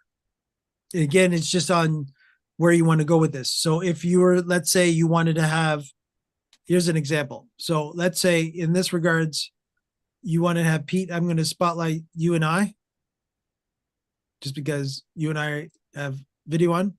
So if again on YouTube, what you'll see is that now the top is black and the bottom is black. Now in production studio, if I had this type of box in production studio, I could actually have a background that now fills that top black and bottom black with information. That can be done as this type of layout. And again, it doesn't have to be, again, I'm spotlighting and it's 16:9 each window. But again, these windows can be sized to be smaller or just square, or they could even be 2 9x16s on the template if you really wanted to, but not full 9x16 as a video, right? The other thing is, so the question is, how is he feeding his camera into Zoom? If it's just a USB web camera, then that's what you just described is probably your best bet, your easiest bet for sure. But if he's coming in through an ATEM mini or better, he could key in a graphic on top of his picture. Right. And again, that's exactly what I'm doing right now. When you see me with the snow behind me, that's just an animated video as an input behind me. And so it's 2 video inputs. The major video input is actually the background, and I've just keyed myself on top of it. And that's how I'm getting my effect. But, this is my normal camera by itself. But this is my input with the key. Go ahead, Roland. Yeah, he could also, if he wants to use, there are some in Zoom apps if he wants to use them. Like I think there's SPX that he could use with it to do some of that if he wants to. Yeah, and again, too, if you want to get into the Zoom graphic toolkit, of course, that is for Windows. That one is available for Windows. But again, you need a Webinars Plus minimum license from Zoom to use the graphics toolkit on that. But if you wanted to just use SFX scenario, then of course that itself is a different situation as well. But it's doable. But again, it's something to play with and something to perfect. and it means a lot of test meetings, running a lot of test meetings and doing a lot of testing, especially if you're going to use an app that is specifically related to, if it's specifically related to Zoom, because again, that app only works within Zoom. So it depends on where your production is going to be. Is it going to be outside of Zoom and you're bringing it into Zoom? Which in my case, that's what I'm doing. Same with Pete. Again, it's outside of, in his case, he's using Zoom ISO, but when he uses his ATEM, he's like me. So you're bringing everything into the ATEM and then you're bringing the ATEM into the Zoom meeting, right? That's the, again, the more that you have things broken up, that's when more problems end up happening. Where an example would be USB microphone, not using the ATEM Mini Pro because you don't like the 3.5 millimeter input. So you brought your audio in via USB. Well, now you have sync issues. Yes. Because you're officially telling the computer now to use 2 USB ports to bring in that one feed. Where I've purposely brought everything into the ATEM, including my audio, including my video, including all my graphics. So the ATEM for myself is doing most of the hard work, really. Even though you saw me earlier when I had the information up about my 9 gig out of 16 gig running, most of it is just to administrate and to host the meeting, to keep. So if you can imagine, if I was running a vMix and doing what I was doing right now, I would not have enough RAM in this machine. I would definitely have to go up to a 32 gig of RAM in this machine just to, and a bit of better video card, preferably NVIDIA. All right, Hershey's got a follow-up. Could you please explain how I would connect to Zoom using custom RTMP how I would connect to Zoom with custom RTMP to YouTube for beginners? Oh, okay. Interesting. For beginners Well, is the interesting part of that statement. Yeah, that is, yeah, Pete's right. For beginners is an interesting part. So officially, there's 2 ways of broadcasting to YouTube. There is using the YouTube integration portion, which is we wish would be more reliable. And that's full stop, even for Zoom Test Kitchen. And it's not. And we use the custom settings in the custom RTMP, or what, actually, I don't know if David actually was able to get YouTube through the YouTube live streaming app today to work or not. Because I didn't start as host, I only got it handoff to me. So to me, I never know if David actually starts it in his live streaming app or not. But when it gets handed over to me, I get told that it's on YouTube and I can still start and stop it. We have found more reliability in using the custom RTMP settings versus the YouTube settings, which is unfortunate, because what we like to do ahead of time is let everybody know on YouTube as much as, as early as possible during the week, especially if you've liked and subscribed to our channel, which I'll throw that in here now too. You will get notified via YouTube when we're going to be live next. So don't forget to like and subscribe, everybody. And so when you like and subscribe, we have the thumbnail up. So that's already waiting. So what we have to now do is bring that information from YouTube Studio into as a custom RTMP information into Zoom, so that they match up from Zoom servers to go to YouTube Studio, and then it becomes the right feed. We've had problems where we've chosen using non-RTMP and using the YouTube integration.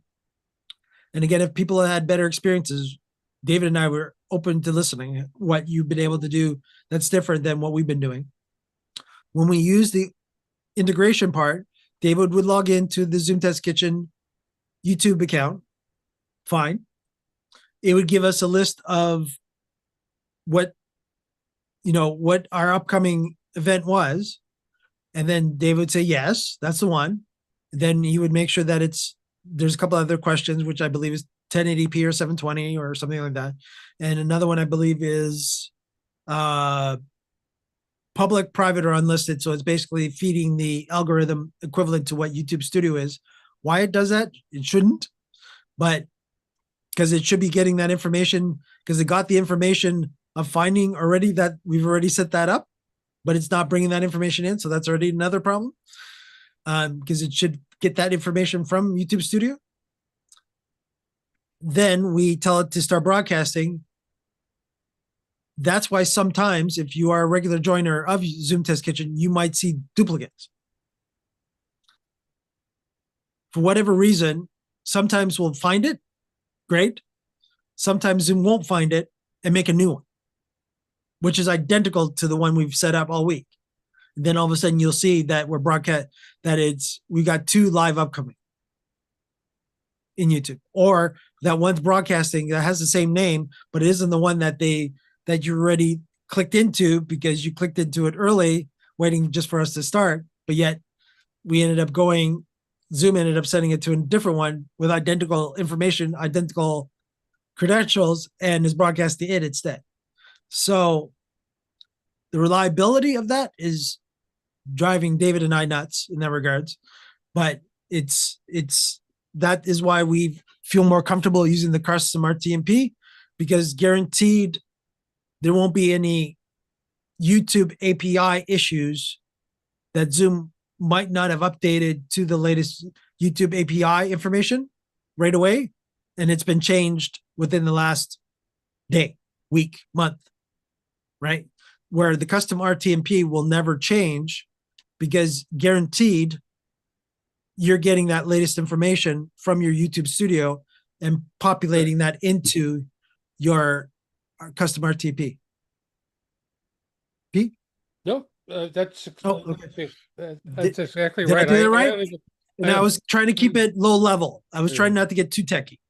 So you try to keep it high level. Well, sure.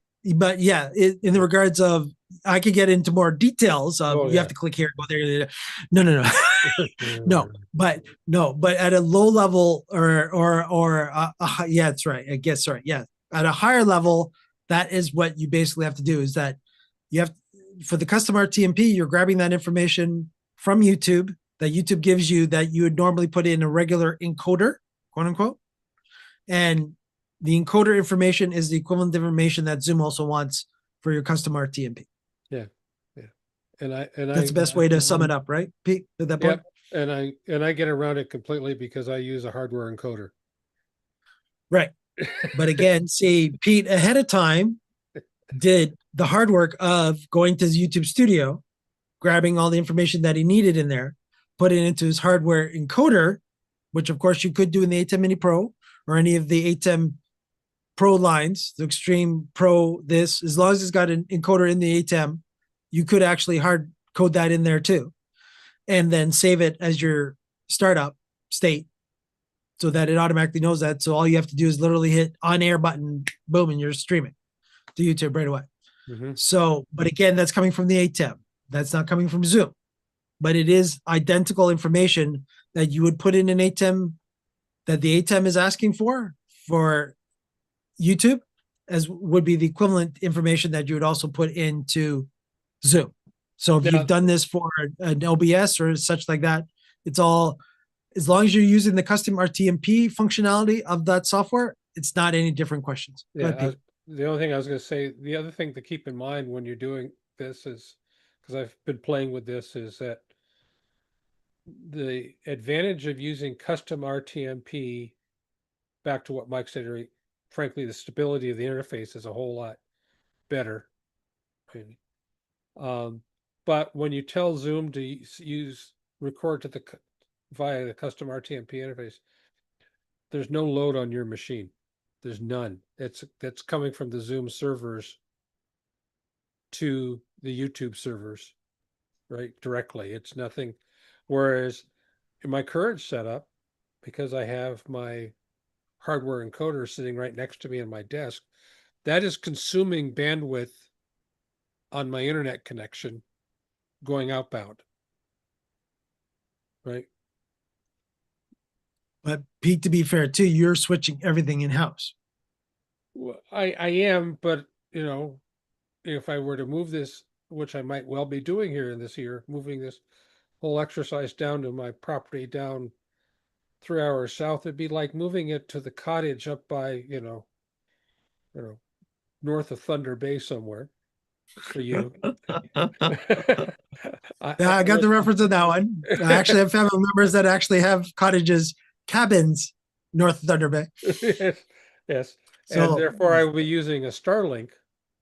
I will be much more careful about what I'm actually sending upward uplink and bandwidth. right. Yeah, because again, Starlink will always have that problem, which is everybody needs to know this, is that when you move from satellite as you go from satellite to satellite because of the technology, there will be packet loss. How much? Not great. It's not a huge amount, but is it enough for an audio and video to potentially stutter? Depending on the amount of buffer you're using, would be my answer. Right. And if you're doing that, I would definitely suggest using SRT versus RTMP, but that's a whole other ball of wax that I'm trying to convince Zoom to use to get it. But yes, if SRT came into play from Zoom, yes, that would be awesome. Because if we were allowed to do SRT to YouTube, because YouTube is starting to allow that to be rolled out. I know I was part of the beta testing of SRT, and certain accounts, depending on your account, could actually get SRT capabilities. Pete, I don't know if you've looked into that or not, but suggestion. If your encoder can handle SRT, that would definitely take away any potential snags of your internet connection because you're telling it to put in additional buffer because that's where SRT shines. Oh, and Hershey Bar, one more time. Look at this boy bringing all the questions today. Good job, Hershey. All right. How would a capture card like an Elgato 60X, I'm assuming that's 600 series, baby, or something work how it would work with the same? Well, okay, so if you're using a capture card to bring your audio and video in, then you would just have to tell Zoom to use your capture card. Yeah. In theory, what I'm doing with my ATEM is that the ATEM Mini Pro to my PC is a capture card. Mm-hmm.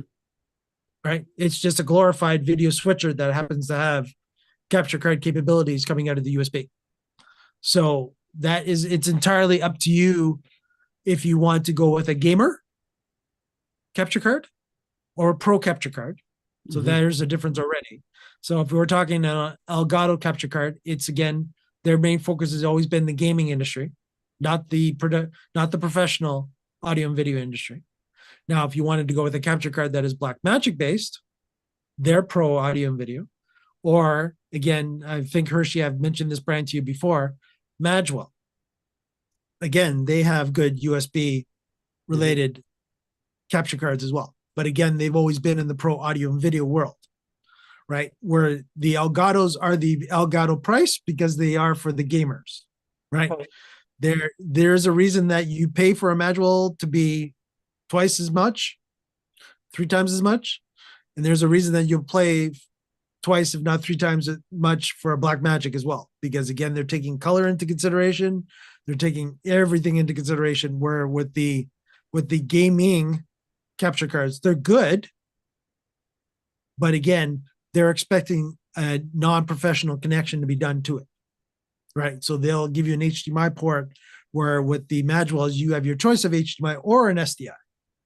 Because you could actually plug in at that particular point a pro type video camera into it, as well as depending on the actual capture card itself, you could actually get XLR inputs depending on where you go with the actual capture card manufacturers. So it's all possible, right? So Elgato, good choice, depending on what you want to do and depending on what your results are, right? So if that's what you're currently running, great. Again, see, this is where it becomes interesting price wise too. So would an ATEM Mini Pro, I think, is the lowest one now. I don't know if they even do the Mini anymore. It's eight. You have to go at least to an ATEM Mini Pro model. If you go to an ATEM Mini Pro model, you're getting very close to a capture card price at a pro level. So now you've got a 4-input video switcher versus a 1-input capture card. Now, I can throw in a confusing factor here. If your computer Sure. has a Thunderbolt 3 or 4 or 5 port available, then Blackmagic makes the Ultra Studio Recorder, which is essentially a capture box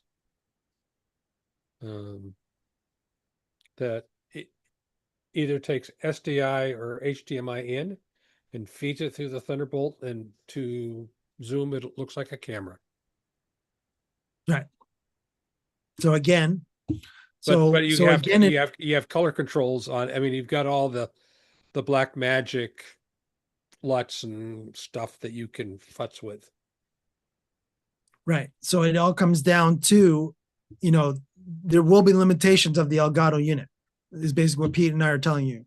Is that once you get into the Pro Gear, there's a reason that it's Pro Gear, because you get the control color space, hues, lux, et cetera, et cetera, et cetera. Am I this type of SDI or am I that type of SDI? Am I this type of HDMI? Am I that type of HDMI? Do I need to be, do I have to hard set the resolution? Well, this capture card could actually set it in the capture card instead of setting it in Zoom, right? There's again, when you get up to the different levels where the Elgato just basically says, okay, you want to plug this in? Okay, here it is. Computer, you do with it whatever you want.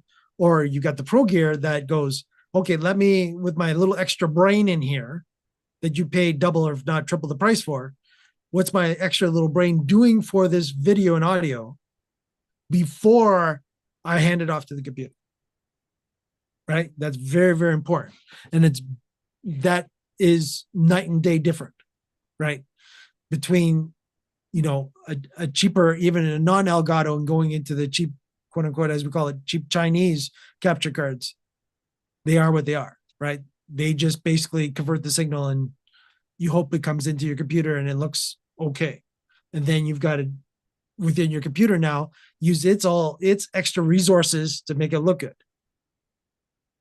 Where you could just pay an extra amount of money and have that good looking capabilities being done in the capture card itself, so that it offloads all that extra resources that you're forcing the computer to do nothing, and just tell Zoom to go, oh, here's the audio and video. Yep. Just put it in there, send it out to the world. And that's exactly what I'm doing right now, is that I've tweaked everything in the ATEM, including my audio sync, my video sync, my video color, in this regards, you're seeing me with the keying. This is all being done. All the heavy weight is being done in the ATEM Mini Pro. I'm telling the computer just to basically go, Zoom, here's the audio and video, send it out to everybody on YouTube, or everybody in Zoom, of course, everybody out to YouTube. But again, it depends on what you want to get done and what you're willing to tolerate not being able to do. Yeah. Depending on your budget.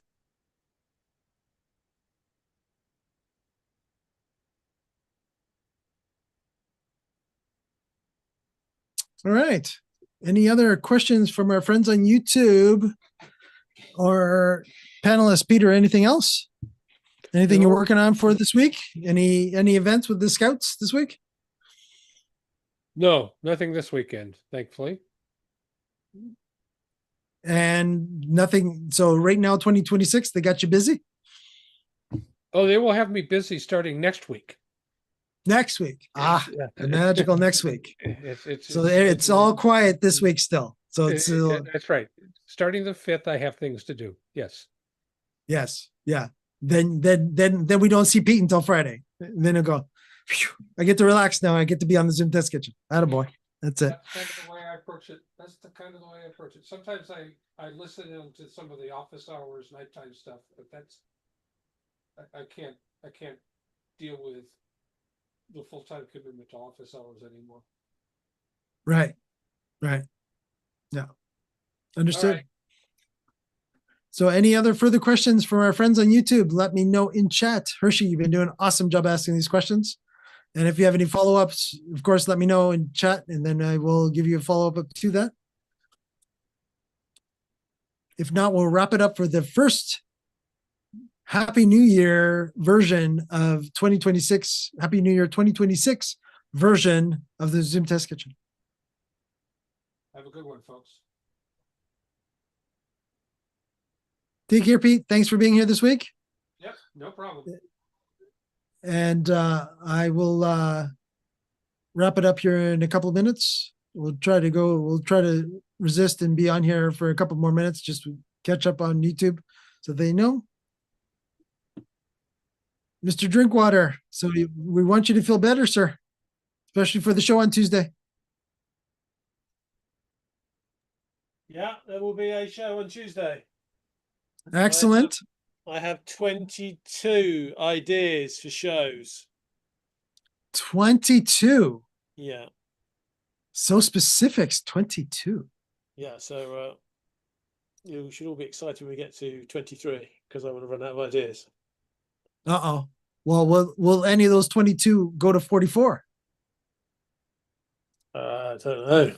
Depends what comes out in the marketplace. Might find they have to do some more. But there will be separate. Yeah, there will. I'm trying to put things into groups, so there'll be separate things about Zoom, about third-party Zoom, about developer Zoom, and also about just online presenting. Right. Yeah. And that's our key focus this year on the live Zoom, Lord Zoom Live. Right. Yeah. Excellent. So we want you to feel better, sir. So you're going to be visiting your friendly neighborhood person to get that looked into. And Yes, yes, yes. There's a big story, but I've gone through 3 dentists to get somebody who can do the work for me. wow, you So, did a good one then, you sir. Yeah, I think our dental system in the UK is slightly broken at the moment. And you found out firsthand. Yeah, yeah, yeah. When I was in London, life was so much easier. I had doctors and dentists I could call on at a moment's notice, did everything for you. Now I'm living in the middle of nowhere. I am living in the middle of nowhere for teeth as well. So I even went to one dentist who gave me an X-ray and said, "You need antibiotics. I'm not allowed to prescribe any antibiotics. You'll need to go and find them elsewhere. Bye bye." Okay, but yet, okay. So that meant family practitioner or family Well, doctor? No. no, that actually meant I had to go and make another appointment with another dentist to go through exactly the same thing to get the antibiotics. And you were able to get it. Yeah. Hey, And I've now paid 3 times as much of course you did. to get what I should have done the first time. Right. So now you know that you don't go to that first person now. I will never go to that first person. Right. And you only go to the last person that was actually able to do both, correct? Yeah, but I also had to have it all done privately because with the Christmas holidays, getting things booked in was a nightmare as well. So yeah, so I'm paying. I'm not getting any rebates from the government. I'm paying for it all privately as well. Right. Right. Which is why my face aches and my wallet aches. So John's not bringing in 2026 very well. So we got to change that, John. John's not said goodbye to 2025 very well. No, that's true. Oh, that's true. That's right. So are we leaving that behind in 2025? Yeah. Well, we might start 2026 a week late, but we're saying goodbye to 2025. Yeah, definitely. And I'm going into the drugs business. You're going into the who business? I'm going to be a drugs dealer. A drugs dealer, not drugs dealer. Drugs Okay. dealer. Yeah. So you want to become a pharmacy, do you? Sort of. Uh-oh. So I've realized that when it comes to the internet nowadays, most of the apps really are not doing anything but drugs. In other words, they are playing around with your cortisol and all your brain. They're playing around all your brain chemistry. All TikTok is just like a gambling machine. It's you get the excitement of what you get when you swipe again, and then you don't get what the fix you want, so you swipe again, and that's how you get swiping for an hour later. So I feel that the internet is just now a set of brain drugs that they're just manipulating. Interesting. Yeah. So drugs. Yeah. But when it comes to Zoom, the brain drugs you tend to use on Zoom are the happy ones. Isn't that true? Yeah. Isn't that true? And Hershey Bar actually has another quick question for you before we wrap it up this week. He says, what would be a good playback system to play back audio clips on? And it looks like in Zoom. So again, it depends on, and Hershey, you'd have to be careful, because it depends on if you're broadcasting or not. If you are broadcasting, meaning it's outside the Zoom meeting itself or Zoom webinar itself, so you're broadcasting to YouTube or to any other platform outside of Zoom. In the legalities, and I'm not a lawyer, but the legalities at a very high level is that if you have the full copyrights to play the audio clip, then you would have to make sure that you get clearance ahead of time with the platform of your choice. So in this case, if it is YouTube, you should be making sure to, at minimum, get it cleared with YouTube, because you could end up getting content strikes and your YouTube channel could be pulled. So be careful when it comes to copyrighted material. Now, if you are talking about the Zoom integration so I'm going to give you 3. So if, let's say you do have that, so don't play illegal content. If you do have legal content and you've gone through the world of getting it allowed on YouTube, in your case, then make sure that you have all the information that YouTube wants you to have in the description specifically, so that you don't get a copyright strike. Okay. That's 2. The third one would be, okay, so now I've done all the legalities of doing that and I want to play content. So from Zoom, there is a Zoom app called, and I'll just make sure I remember it correctly. It is called, I think they just called the Zoom Music app. Yeah, it's just called the Music app made by Zoom. Now, what they have done is they have worked out the legalities for you, but you are limited to their audio selections only.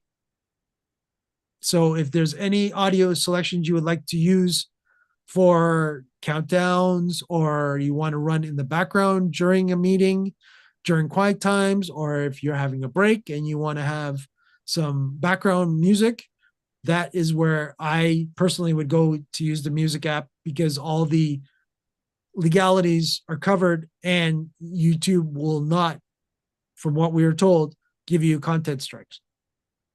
What would a So that's do to increase their revenue? Oh, and John, what was that? Sorry. I was just trying to find an OBS, a simple OBS audio capture to, if you wanted to capture the in-meeting audio and play it back. Right. So I think what Hershey's trying to do, to be honest, Rashid, and again, correct me if I'm wrong in chat, is that I think you just want to play back some audio clips. Should it be audio clip, maybe even interviews? Sure, if that's where you wanted to go with this too. My go-to app to play back content, and again, this is what I'm using for my snowflakes, is VLC. Let me do that right. Make sure I got the acronym right. Yes, I'm using VLC, not VNC, VLC. The VLC player. And what it's doing is it's actually looping the video that I've got in the background. So that's the snowflakes. So I'm not using OBS. I'm not using anything like that. I'm actually using VLC, and I'm bringing that in again because I have the ATEM. I can bring that in as its own input and key over top of me. Now, in theory, too, that VLC player could also be an audio player, right? Because they can play audio files just as much as video files. And if this, let's say I had a background audio for the snowflakes of, say, in this case, royalty-free Christmas music, then I could actually then turn on the audio coming from the snowflakes, and it could be in the background on my ATEM. That's using VLC as it bringing it in as its own scenario. Now, what I do, of course, and we'll be doing at the end of the show, is sharing the video clip. But again, that video clip is also our karaoke video clip. Now, you could share an audio clip as well, but again, Zoom is limited to MP4s or MOVs. Now, in theory, you don't have to have, like, an MP4 and an MOV could have just audio tracks in them, not video tracks as well. But again, if you don't have a video track, it's going to be black when you play it as a share. So you could bring in your computer audio as a share. But again, that gets dangerous because now you've got to make sure that you're not accidentally bringing in your microphone when you're doing the share, and you're only bringing in the actual player. So there have been times too that I've actually shared either VLC as the video player at the end of the show. I could do that as well, where you're playing the audio clip too. It all depends on, now, of course, there is other audio type software as well, but yes, John, go ahead when you're talking about for OBS as well. Yeah, what you could do is you could stack them all in OBS and then play them out through the OBS player. The OBS player could be coming through your microphone, so you could play it through your own microphone, or you could play it through the system, and so it comes out as a screen share audio. Or, of course, you can just use the screen share and play it as a video and play an audio through the screen share. That's the other option. But I suppose it comes down to how much automation you're going to prepare it for beforehand, rather than how much you're going to do it by hand during the event. Right. And again, of course, there is, if we want to go down that road too, there is sort of disc jockey related type audio software as well. If you wanted to play audio clips, where again, it depends on how fancy you want to get with audio clips. So there is a whole bunch of different techniques that could get involved in this, because again, you've seen people online that are doing live DJ sets on different, Twitch platform or whatever. So that will happen there too. And hey, Tulloch. This starts way earlier on the West Coast. Yeah, we are officially 3 p.m. Eastern, 12 p.m. Pacific is when we actually start the Zoom Test Kitchen every Friday. But Hershey, yeah, so that is what, there are many different ways of what you want to do, but without getting into specifics of when you want to do it, how you want to do it, and what your total goal is of doing the audio clips, would need more information on what to give specifics. I go, for me to say, I'd use this because you want this outcome, right? So it's always important to understand what your outcome is that you want to get, because there is always different ways of 5, 10, 15, 20 different ways of doing things. But again, your outcome may differ on the different ways that these 20 items or programs will do things. So that is my suggestion with that. Yeah, Talak, sorry. Yeah, we're about to wrap up the show, as a matter of fact. But thanks for joining us anyways, and Happy New Year to you. And on that note, Johnny, I think we're going to put this one in the books.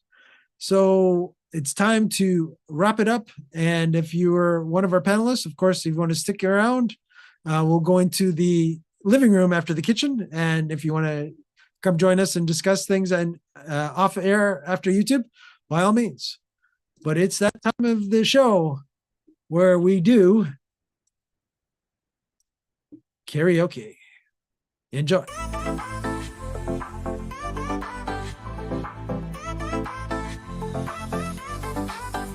Welcome to the Zoom Test Kitchen where the magic happens live. Every Friday we're on air testing tech to thrive. From screen share to breakout rooms, we push Zoom to its max. So sit back, relax, and let's see what's in our tech hacks. Zooming in, we're testing it all. Live on YouTube each week. From audio to video, no feature we won't tweak. We're the Zoom Test Kitchen crew, here to innovate. Join the fun, learn the tech, don't be late. We'll dive into the settings, explore every single tab. Make sure your mic is clear, your camera not a drab. We'll show you how to host like a pro, manage like a king. With Zoom Test Kitchen, you'll be zooming with a zing. Zooming in, we're testing it all. Live on YouTube each week. From audio to video, no feature we won't tweak. We're the Zoom Test Kitchen crew, here to innovate. Join the fun, learn the tech, don't be late. Whether you're new to Zoom or an expert in disguise, we've got tips and tricks, we'll open up your eyes. From polls to quizzes, we test functionalities. Join us live, see what Zoom does with these. So if your meetings lag or you can't share your screen, or if your audio echoes like you're stuck in between, we've got solutions, we'll show you how it's done. Zoom Test Kitchen, where Zoom fun has begun. Zooming in, we're testing it all. Live on YouTube each week. From audio to video, no feature we won't tweak. We're the Zoom Test Kitchen crew, here to innovate. Join the fun, learn the tech, don't be late. So tune in, don't miss out on this tech fest we lead. Every Friday, Zoom Test Kitchen, where you'll succeed. We'll make your Zoom meeting smooth, keep the tech in check. In the Zoom Test Kitchen, we've got your back. No wreck.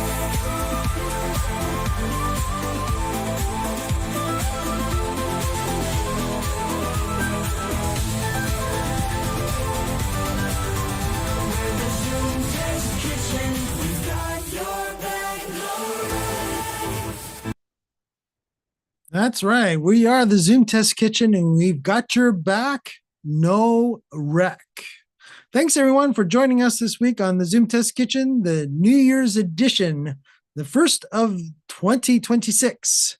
Don't forget to, as I mentioned before, to like and subscribe to our channel so that you will know when we are going to be live. And of course, you'll get to see that thumbnail in your YouTube information. And of course, the more that you like and subscribe to our channel, the more that YouTube knows how much you like us. And of course, same with Zoom. And that's important. And that's how we have our friendly neighborhood Zoomies come visit us. And don't forget, we're here and we start every Friday at 3 p.m. Eastern, 12 p.m. Pacific.